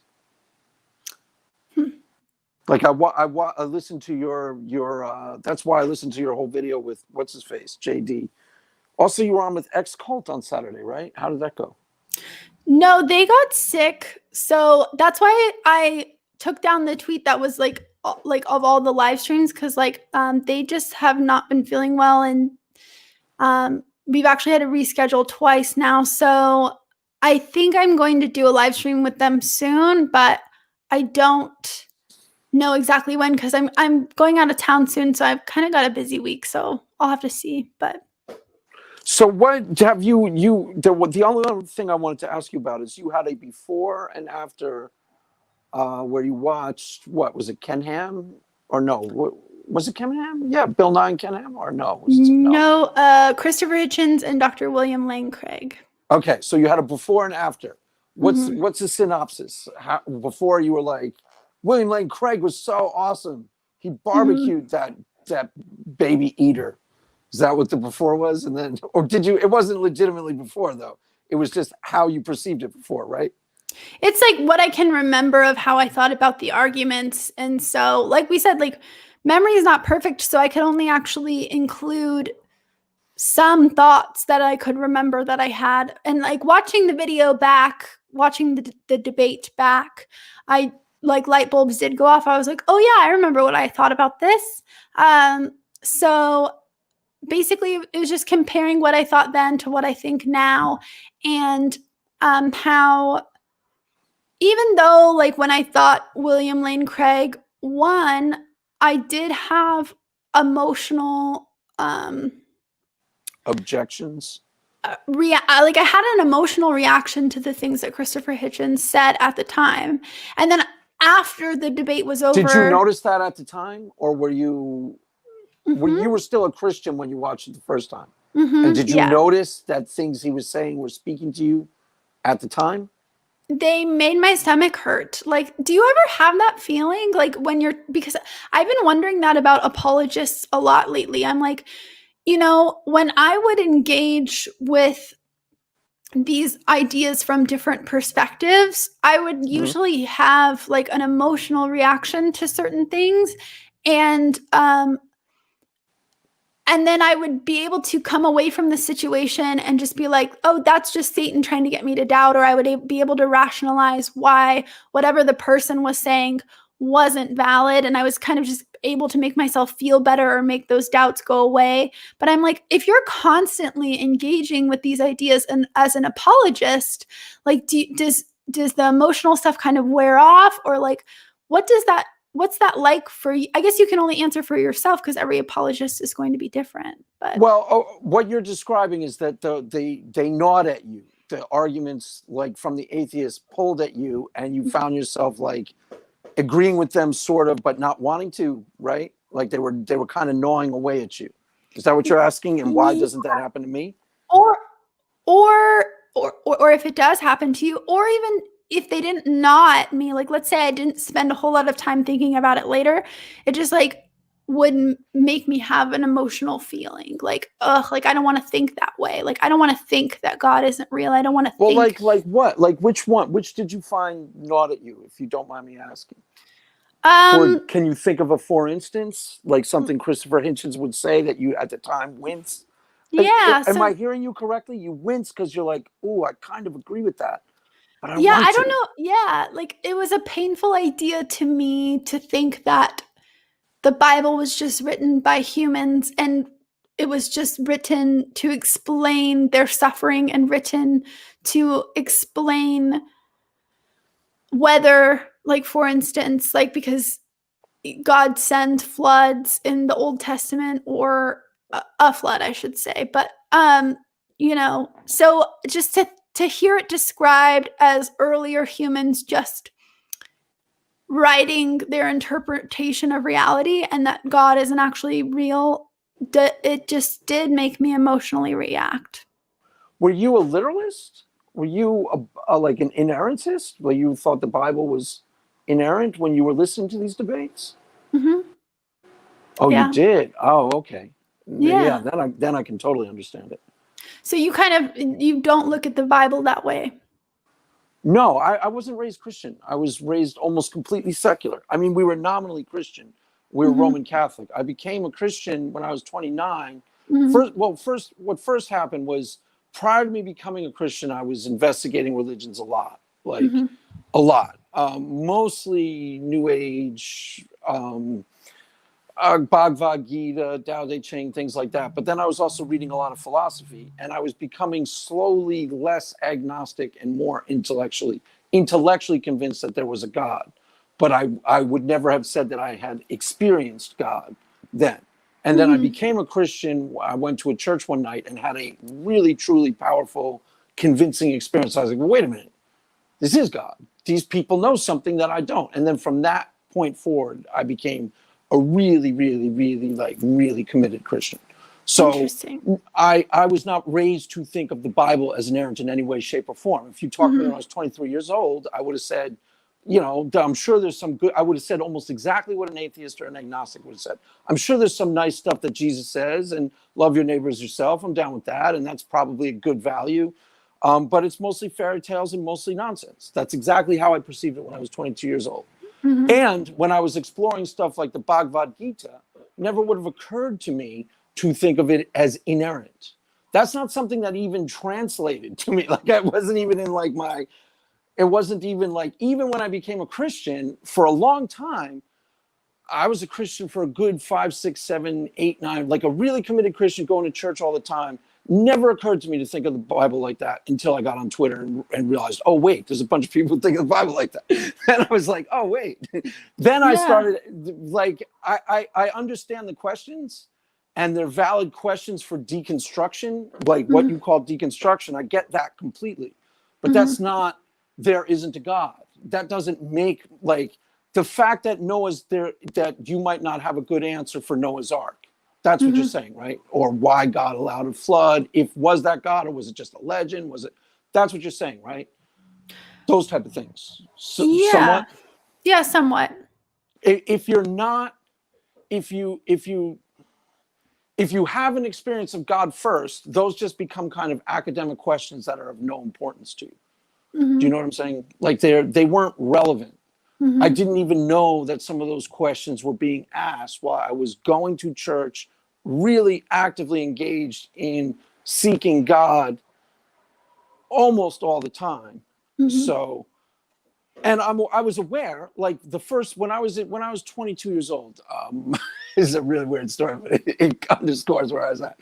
My mom, who was like a big feminist, paid me $20 to go protest, to go protect an abortion clinic. We were there Mhm. for the pro-choice side. So Mhm. she gave me $20. The only reason I did it was Saturday. I was hungover. The only reason I did it, she gave me $20. And there was a lot of like fundamentalists there, on the other side. And I started saying to them, Bible got it wrong. Creationism is wrong. The earth Mhm. wasn't made in 6 days, saying stuff like that. And they started arguing with me and debating with me. And then there was one priest who was like a monk. And this is a true story. We started out as a debate, and then it turned into a long, hour-long, 2-hour conversation where we really hit it off. And when he left, he said to me, "You have great truth inside of you." Never forgot that. Like that moment, like at that moment, I was not you, but one of you. You know what I mean? I went there Mhm. as like a committed liberal, a committed secularist, Mhm. not committed. I was paid to be there, but you know what I'm saying. And Yeah. that's how I saw the Bible. If you start with that as your starting point, the questions don't mean anything to you because Mhm. I don't know if does that make sense? Like if I had watched a Christopher Hitchens video then, and he was saying, well, it was wrong of God to allow, if even God allowed a flood, well, there's no evidence for this great global flood. It was wrong of God to do that. It's good Christopher Hitchens, by the way. I would have been like, oh, totally, Christopher Hitchens is winning this. Mhm. Because those things are probably true. He was probably right about some of those deconstruction things. Sure, Mhm. I probably agree with you on a lot of them. They're Yeah. irrelevant. They're irrelevant to my Christianity. I don't know if that makes any Interesting. sense, but Yeah. it's so Yeah. yeah. And If you were watching that as an inerrantist and a Bible literalist, yeah, you're. I can understand why that's gnawing at you. He's probably saying a lot of things that are upending sacred cows that you're carrying around in you as truth, right? Correct? Is Yeah. that what's happening? Correct. Okay, I totally understand that. I totally get deconstruction, and it makes complete sense to me. Yeah. Because that's exact. And then if you're, I guess, even if you're seeing, oh, wait, the atheist is winning this argument because he's speaking the truth, because some of the things he would be saying would be true, right? Yeah. Technically. So, Go ahead.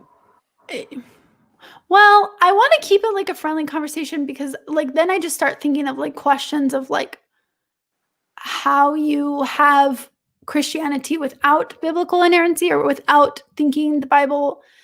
Even if you think the Bible is like metaphorical, I would still just have like a lot of questions for like kind of like why bother, but I don't want to get into a debate because we're really just kind of having a chat here. So, Well, it's up to you. I mean, you can ask me some, you can ask me when we're done with you can ask me off camera if you're just curious. And then it yeah. won't turn into a debate because we're not in public. And Yeah. I'll give you the real answer, and you can deal with it as you want. You go, wow, Craig is really an idiot. Or wow, Craig is the wisest person I've ever met. One or the other. Yeah. You'll get one or the other. I don't think there's an in between. Go ahead. Yeah, so I guess it's just like if the Bible is more metaphorical, like for instance, like the story of Adam and Eve and the fall of man, that if that's just metaphorical, then like what's the point of Jesus? Because like it's like so you believe sin is real, but you don't believe that it came about from that story of Adam and Eve? Or do you mind just explaining to me kind of like why it's necessary or valuable to you, I guess? Well, the story of Adam and Eve, let's just say for argument's sake that it's allegorical. Okay. The allegory would be pointing to something that the Bible has an analysis of human nature that I believe is deeply true, allegory or not, that people are basically sinful. And that doesn't necessarily mean like evil, as a lot of people would say, or even some Christians would say, but just like given over to corruption. In your carnal nature, as a person, you are given over to corruption and you are unresponsive to the Spirit of God naturally. The carnal mind is enmity against God. And there's spirit and there's flesh, and the two war at each other. Now, I believe that is true. I don't believe that's metaphorical necessarily. I believe that's an actual ontological description of a human being. Okay. Does that make sense? Yes. So there's a lot of things in the Bible that I think are actually really true, like deeply true, and they match my actual ontological experience of Christianity. Like when I mean, I'll have this explained fully at some point. So like if I go into my prayer closet and I pray, I honestly believe that I'm contacting the Holy Spirit, and I honestly feel like that's a real experience to me, okay? And I honestly believe things that are written that say like the Holy Spirit will then guide you into all truth, and as many as are led by the Spirit of God, they shall be called the sons of God. There's a lot of things that completely match my actual ontological experience of being a Christian that have nothing to do with like the things that would get decimated in a debate with an atheist. Does that make sense? Yeah. But Christopher Hitchens doesn't even know what I'd have to explain to Christopher Hitchens where I was coming from in order for him to even be able to begin debating it, where he could be talking about Adam and Eve. It's not really relevant to me at all. Like I can kind of sort of try to explain it, but it's not like, and it's hard to explain this to someone who is raised as Christian as you were raised, because there's arguments that even Christians make where they debunk me, probably. So like, it's hard to fully explain. But did that give you some idea of what I'm talking about? It at least gives clear? me an understanding of kind of like where you come from, because I was just kind of wondering, because like I've seen you in the chat on some live streams of, I think Shannon's show, maybe Truth Wanted too. Yes, I guest hosted Truth Wanted. Thank you very much. Wow. She's the only Christian who's ever done it. Only Christian who's ever. Yes, Objectively Dan is my boy. He's been on twice. Yeah. So yeah, it just gives me an understanding, because I was kind of just wondering how you could always engage with people who disagree with you and not feel like an emotional certain way, but it makes more sense when you put it that way. I'm not in the, I don't, it doesn't, I don't mean this dismissively. I don't really care what you believe. It's not going, it doesn't affect me. I am focused, even like, that's why I don't get in fights with people politically. I'm not out to convince anybody of anything I believe politically. I listen to people who disagree with me and try to see where they are where they're right, what they're saying that I think is true. Like with Drew, I could give you a brick by brick analysis. Drew's pretty honest. So is his wife. They're very honest. So is Dan. All three of them are really honest. And I could give you an analysis of the things they said that I almost certain are true. 100%, not just this is how I experienced it, but they're probably right. That perception was right. I get that. Do you see what I mean? Yeah. Yeah. That's what I was trying to hear with you too. Where you lost me is you had some sort of, I don't understand. We can talk about that another day, but I didn't get your, you kind of knew you were losing when you started talking about your sprite. I was like, huh? What I was expecting, I didn't get it. But I'm sorry. No, it's not your fault. It's not. When Drew was talking to me, I'm not trying to convince him that he's wrong and there is a God. I'm just trying to hear why he honestly became an atheist and how it happened, and brick by brick. And I could probably repeat back to you to his satisfaction everything he told me. Yes. And there's a lot of it that I'm almost positive is true. Yes. He just came to a different conclusion than I would have come to. I would have deconstructed. I've said this. If I were Drew, I don't see any other choice but to deconstruct. Now, there are other evangelicals who deconstruct who are still Christian. They just said, okay, this part of what Christians say is true isn't. That's what I call sacred cow Christianity. This proposition that Christians insist is so isn't so. You know what I mean? And that's what you felt when you were watching Christopher Hitchens. He was hitting at things that were correct, technically speaking, true. Right? Yeah, I would say so. Yeah, that's interesting. I will say it's a learning experience just hearing that I lost you for, like, it's good for me to know that I lost you on that, because then I can learn how to. It wasn't the Freud thing. It was the first part where you were talking about, you didn't lose me, but I was trying to, I got it sort of, but I was trying to figure out how that was how that got you, it just didn't quite make sense. But you can explain that to me at a different time. Yeah, but I think it's good to know how I can better explain things, because that's exactly why I'm waiting on the deconstruction video for my channel, is because, like, in order to make it all make sense chronologically and just get the details, like where I can explain it to people in a way that it's not like too drawn out, but like fully encompasses everything that went on within me.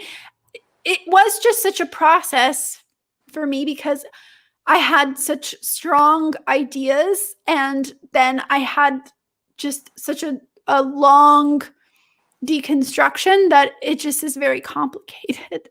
And my brain is just super complicated. I'm just like kind of a complicated individual. So yeah, no, you definitely, you're more intense than I thought you would be. You're more like thoughtful and like intensely thoughtful than I thought you were going to be. You seemed laid back. I wouldn't call you as laid back. I would call Drew's wife laid back. But I wouldn't. I aspire to be laid back. I probably. You're almost laid back. You're getting there. Yeah, I'm aspiring. You're chill to talk. I mean, you're easy to talk to, and you're chill to talk to. That's what I was expecting. Yeah. But you're more pensive than I thought you were going to be. I'm sure that makes sense to you, because I'm sure people described you as pensive other than me. See, and I think that's why I want to have this tradition where I let people choose like my light color if I do live streams, so that they can see that I'm not just like all like that. There's some, I like to have fun too, and like I have a silly side too, but especially if I'm going to be in these conversations, I am just kind of intense, and like I'm just kind of like a lot, and I'm still learning how to practice relaying my ideas to people so that they make sense and they're not too, because when you're talking with a friend and they can kind of ask, kind of like with you, like you can kind of ask questions to see what I mean. It's way different than like, if I end up going you would really struggle with some of the stuff with a hostile audience who was trying to debunk you or make you look like you didn't know what you're talking about. You would have to process that out better, even with somebody who's nice, who is trying to convince you that you were mistaken about your atheist. You would have to think that, chisel that out better in order to be able to be like, withstand, hostile inquiry. I'm not hostile inquiry. Yeah.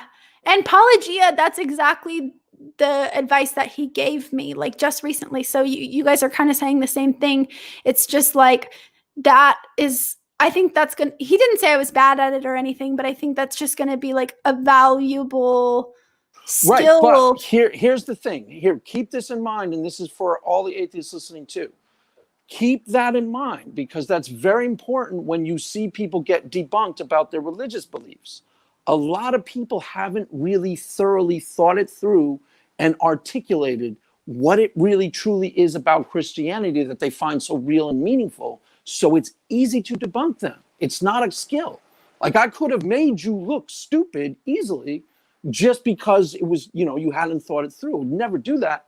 But think of how easy it would be to do with someone who hasn't really fully thought through a line of argumentation. That's why Christians rely on apologetics, because it's a thought through line of argumentation. Even if it doesn't totally match what we're truly experiencing, it's easier to defend publicly. Does that make sense? Yeah, I have thought these things through. I just haven't learned how to think them through so that they can be presented, so that I can go like, well, you do realize X isn't the way you just said, and you go, oh, I have thought that, and you know what I mean? I mean thoroughly, so that you could present it. I'm not faulting you. I'm just saying that would need to be done if you're going to make that like an argument for deconversion or like something like that. But that's not what you're on my channel to do. So, and that wasn't really an argument. I was just trying to explain what really made me question like free will and right. I know. I understand. I'm just saying another Christian could have made you look silly or look bad because it wasn't fully processed out. I'm just saying, notice that when it happens in the reverse and say, oh, look, this is what Craig is talking about. Someone is inauthentically looking for defeaters that don't truly exist because the person hasn't really thought out their position in a way that it can be defended. Does that make sense? Yeah. I don't think that I will. The thing is I already don't really judge Christians that way because I know what it's like to be on the other side. And I don't think I will be, because I'm not going to really have any kind of gotcha videos. Like, I really didn't enjoy watching that documentary Religulous. Do you know what? Yeah, I got a kick out of it. I thought it was funny. I didn't enjoy it as a Christian because I go, he's just picking people who haven't actually thought about these things. And if he picked educated people, then he picked an idiot, and the guy has an explanation that makes him look like an idiot. Wow. Yeah, of course. But it was funny. It's Bill Maher. I wasn't expecting it to be like, I don't take that stuff personally. Other Christians do. I don't. It doesn't. Because I wasn't raised Christian. So I don't go, it's not an automatic thing where I'm like, oh, wait, he's making fun of me. Because I wasn't raised Christian, so I don't automatically go, like, it takes me a while to even go, oh, wait a minute, I'm a Christian too. Wait, how dare you? It takes a while. There's a disconnect. Yeah. So, and that's why I want to spend time to just like making videos that are well thought out and well articulated, because then I have the time. I'm not doing it live. I have the time to fully flesh out the thoughts that I want to convey. And so I think, as I get better at making videos, as I keep writing videos, I think I'm going to practice just having some of these conversations. I think that skill will come too, because it's like, then I'm more readily available to say my argument or my thoughts, like all the way through. It's like anything. You've done this, 3 times. You get better at it. Yeah. You get better at it, and you should keep going on Christian channels, because you'll get better at articulating it for people who don't share your point of view, right? Yes. The one thing I want to ask you, because we're not necessarily running out of time. I could do this for a while, but it's been a while. It's been 2 hours. Did you have spiritual experiences while you were Christian that you look back on that were convincingly godlike, even from now? Yeah, I mean, I wouldn't say I'm convinced by them now. I would say I was convinced then, for sure. Yes, of course. Do you want to hear about them? Sure. Let's see. When I was a child, I had a window seat in my room, and I would always look up at the stars and think that God loved me. And so that would be like my earliest spiritual experiences. And I still have a really nice feeling when I go stargazing. It's like one of my favorite feelings in the whole world. And then when I went to church camp, I would have experiences like one time, as like a symbolism thing, the counselor told us to choose a rock on a hike and stick it in our pocket and take it back with us. And basically fireside, he explained that like the rock was a symbol for our lives and giving God control. And if we wanted to give God control, we could throw the rock into the river. And I did. And basically, when I explained the story to my parents, when I got home, they cried, like, because like it was nighttime. Like I waited. I didn't like throw my rock in the river right away. And I waited till like nighttime.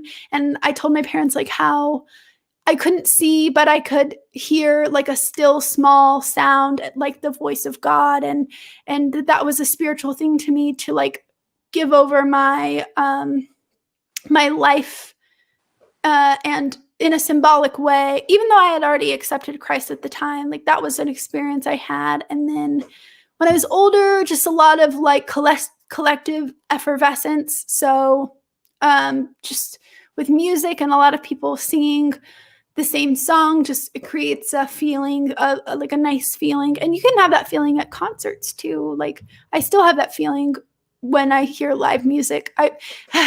When the pandemic's over, I can't wait to go to a concert and like sing with like 1,000 people. Who are you going to? Who would I go to? Yes. Well, I took my dad to a Sam Smith concert and it was great. But my wife loves Sam Smith. Yeah, he's great. I love pretty much all British, like all UK artists. I love the Brits. Like all my favorite music artists are pretty much from the UK, except for Sia. And that's actually the best concert I've been to was Sia. She does like performance. She has like performance arts pieces. She never shows her face, right? Does she do that in concert too?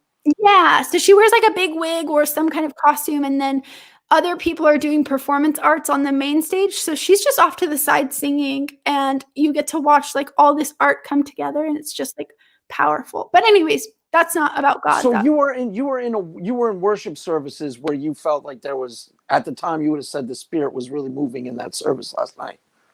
At the time, yeah. At the time, I would have said that. Right. And now you look back at it as just kind of a firing off of your neurons, and you could have the same experience in a rock concert.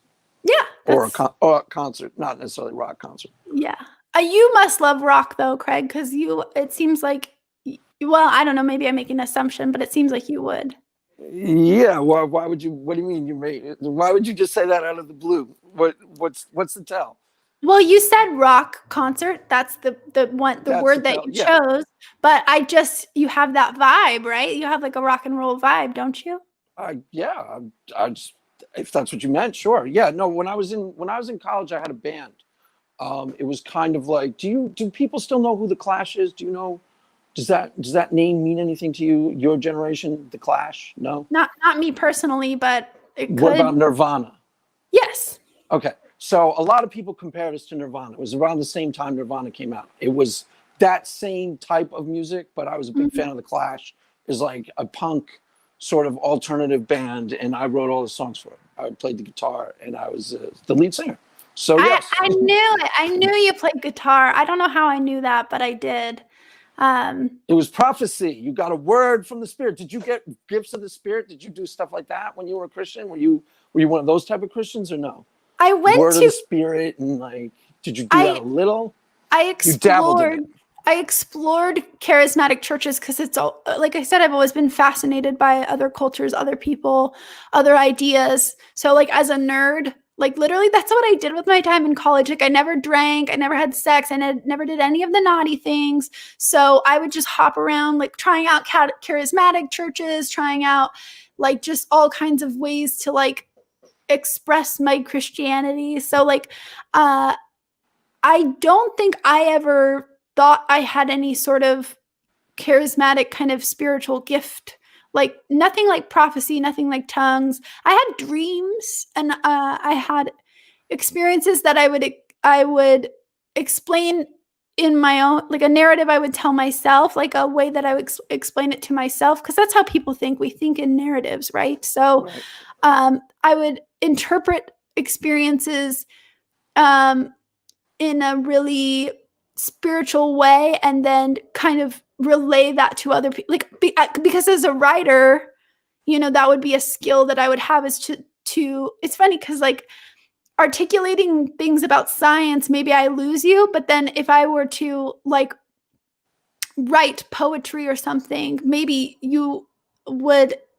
I think a lot of people enjoy my writing, like at least that's what they tell me. Maybe people are just nice, but I guess that would be like something I would have considered a gift, because I would just like write poetry or write songs or things like that that would also elicit like kind of spiritual feelings in other people.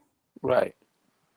See, your experience growing up was polar opposite of mine. I was like in high school, I was like kind of like a partier, boozer, go out drinking every weekend. We smoked weed all the time. And then in college, it was a continuation of the same thing. And I was like a punk rocker, had a band, but I was like, you know, totally out there. and then for a period of like 3 or 4 years, all my friends moved into the city, and I was like, it got a little dark for a season. And then I became a Christian when I was 30. So from 30 on, I was like you as a young, you know what I mean? So it was the opposite. Mm-hmm. Yeah, that's so interesting. Well, it also, you know, I'm not sure if I could have been a Christian when I was younger, because I was too like wanted to try and do everything. You know, there was nothing that I wanted to check it all out, and that would have, you know, it's hard to explain, because there was no such thing as a evangelical Christian in my town. None. I didn't know one until I was 20. You know, so yeah, it was totally foreign culture to me till I got to about 30 years old. It's easy as a 30-year-old to be a Christian. That's all I'm saying. It's not, you don't yearn for things that you're not allowed to experience because you're a Christian. You're done. You know, I've been there, done that, tried it, didn't really get me anywhere. You know what I'm saying?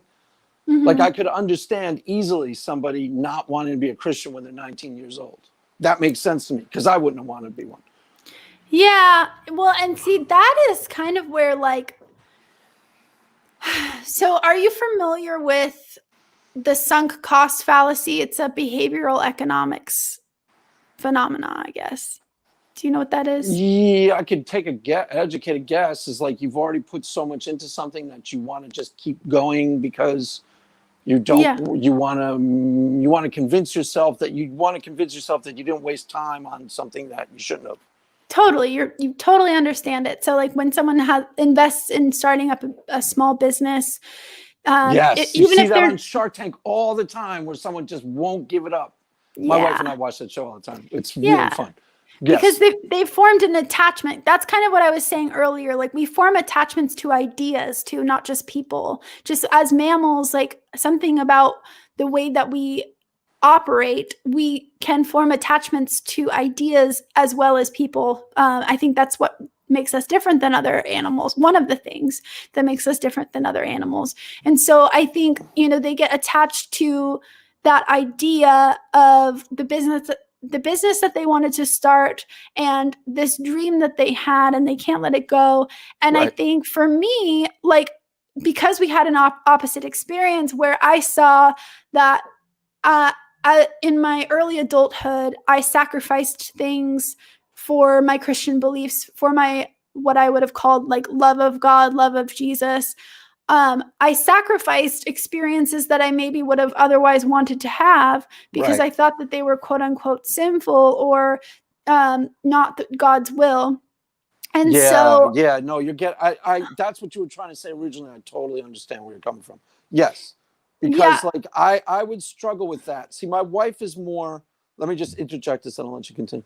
My wife is more of a traditional Christian than I am. Not that much more. She thinks she's totally more, but she's a little bit more. You know, we live in California after all. But like, so where am I going? I was going to say something really relevant, I promise. So she would like, if we were raising a kid, she would want to raise them more like, don't do this, don't do that. They came home smoking weed. I'd probably be pulling, like my dad did a little with me. I'd probably be running interference between a kid who was doing what I consider harmless high school indulgences, and my wife would be like, oh, he's sinning, you know, it's the devil. Yeah. And I'd be running interference and like kind of like downplaying it and being like, whatever, up to a point.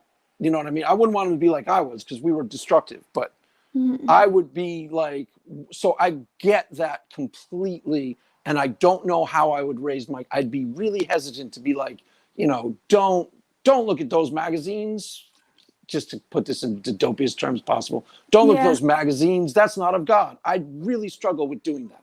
Yeah, I didn't have anyone in my life like you, Craig. Nobody around me was like that. There was no leniency. There was no just like, this is just a fate. Everything was very serious.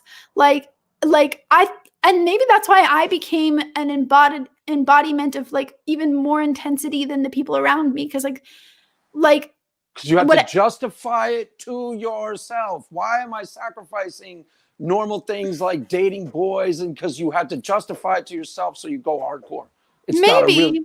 That's how I read that, because it surprised me that you were like ready to commit yourself to the nunnery and missionary work. I was like, that doesn't quite make sense. I don't know. I could be wrong. It occurred to me in the moment. Go ahead. I'm sorry. Well, I wanted to be good, and I was told that that's how you are good, and that's how you show that you really believe. And I wanted to be authentic and show that I really did believe, because I really did believe.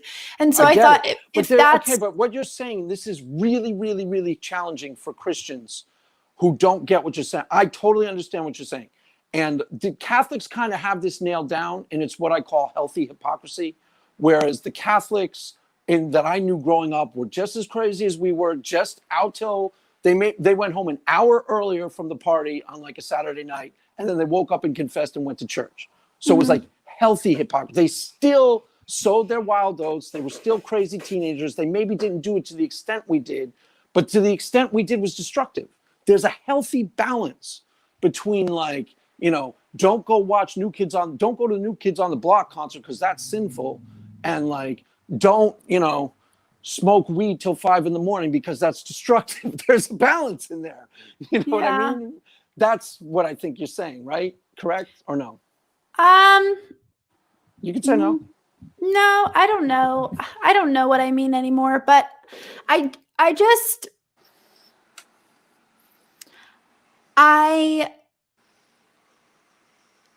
don't know. Now I'm lost. I'm sorry. It's been a couple hours, so I'm kind of like losing it. Yeah, well, we can wrap it up. I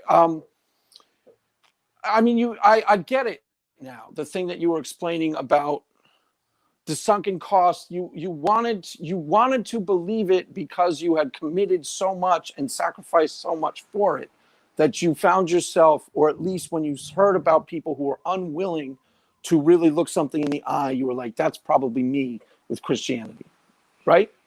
Yeah, I think so. I mean, I was trying to explain it in a different way earlier, but I'm glad that the other way that I explained it makes more sense to you, because, yes, I think it's like when I came across arguments that maybe seemed logical, or like, as you kind of said, like gnawed away at me, because they did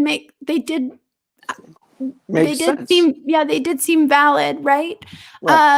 They probably were. I would rationalize them away because of the investments that I had made. Like, I had already come so far and sacrificed so much that, of course, like, I'm not going to let just one argument in a fleeting moment just take away everything that I had invested in my actual life. And also just it plays out in your relationships too, right? If you have a change of beliefs, like it's going to maybe change some of the dynamics of all your relationships. So you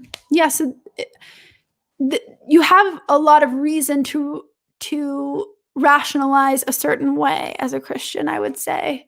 You have a lot of incentive to do so. Me personally, or just in general? Oh no, not you personally, Craig. I just okay. mean one would have a lot. Okay. You're talking about yourself with that statement. Yeah. No, I got you. Yeah. So let me see if there's any questions, and then I'll let you go, and we'll chat for a minute or two before you take off after I shut the thing down. Okay. Maybe we could get Antibot and you together. She promised that she was going to write a worship song with me, by the way. Okay, well, maybe I'll not if my voice cracking. I was gonna say maybe I'll sing, but maybe that was a sign that I should sing one for us, Craig. Jesse's saying sing one for us. Hi, Aaron. Aaron, you're invited. You know, I know you're. Oh. Oh, is that ex-Christian Aaron that's talking? Yes. Oh, tell her, or I guess hi. I don't know if this is right now. I'm not sure. Yes, I don't know if she's listening right now, but she just said hi, Autumn. Hi. Yeah.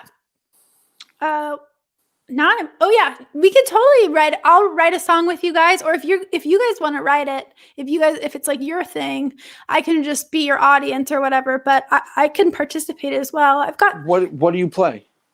I play ukulele and I can sing when my voice isn't cracking right now. What is it with atheists and ukulele? What's this like weird trend where having people? That was you today on Twitter, right? Where Matt Dillahunty plays the ukulele and Drew, Matt, Aaron, and John. So Godless Engineer, Genetically Modified Skeptic, Matt Dillahunty, and ex-Christian Aaron, and myself. I guess we all play ukulele. So there you go. Wow, there you go. I mean, when I say play ukulele, I mean like I play it for the kids at work. It's not like good ukulele. I just thought that was interesting that we all dabble in that. I'm not like I can't do like any complicated strumming patterns. I can just kind of like follow along, you know? Right. I actually haven't played guitar in a decade. I used to play all the time. I wrote all my own songs. I wrote about 50. You should. I bet you still remember because muscle memory, it lasts a really long time. I can still play the flute when I pick it up, even though I learned it when I was a teenager. And I never practiced. My brain still remembers how to play the same. Muscle memory is crazy. Yeah, totally. All right, so we will let you go, and then we'll chat for 10 minutes and deconvert from our chat. Okay. Decompress. So you want to say something? Erin just popped in. She said, sorry I'm late. We watched from the beginning later. If you want to tell us who you are, where we can find you, and just sum it all up, your little experience on my channel, your first foray into my channel. Yes. And you and Antibot will probably come back together if you want. That would be fun, for sure. I'm Autumn. You can find me at the YouTube channel Notes from Autumn, or on Twitter, Arguing with Craig, if you want to find me there. No, just kidding. Yes. But and me winning the arguments as always. Debunked, dismissed, discredited. Yes, always. You're always going to win. But only because I let you, right? Yes. It's just like my wife. You got to train my wife to do that. You can't win an argument against my wife. Honestly, you can't. You can't. It doesn't matter what you argue about. She'll argue for hours and win. But yeah, my handle's the same for everything. Just Notes from Autumn. It's very easy to find me. Okay, so with that, we will wrap it up. You saw it here live. Notes from Autumn. You learned everything there is to know about her. And with that, we will adieu. And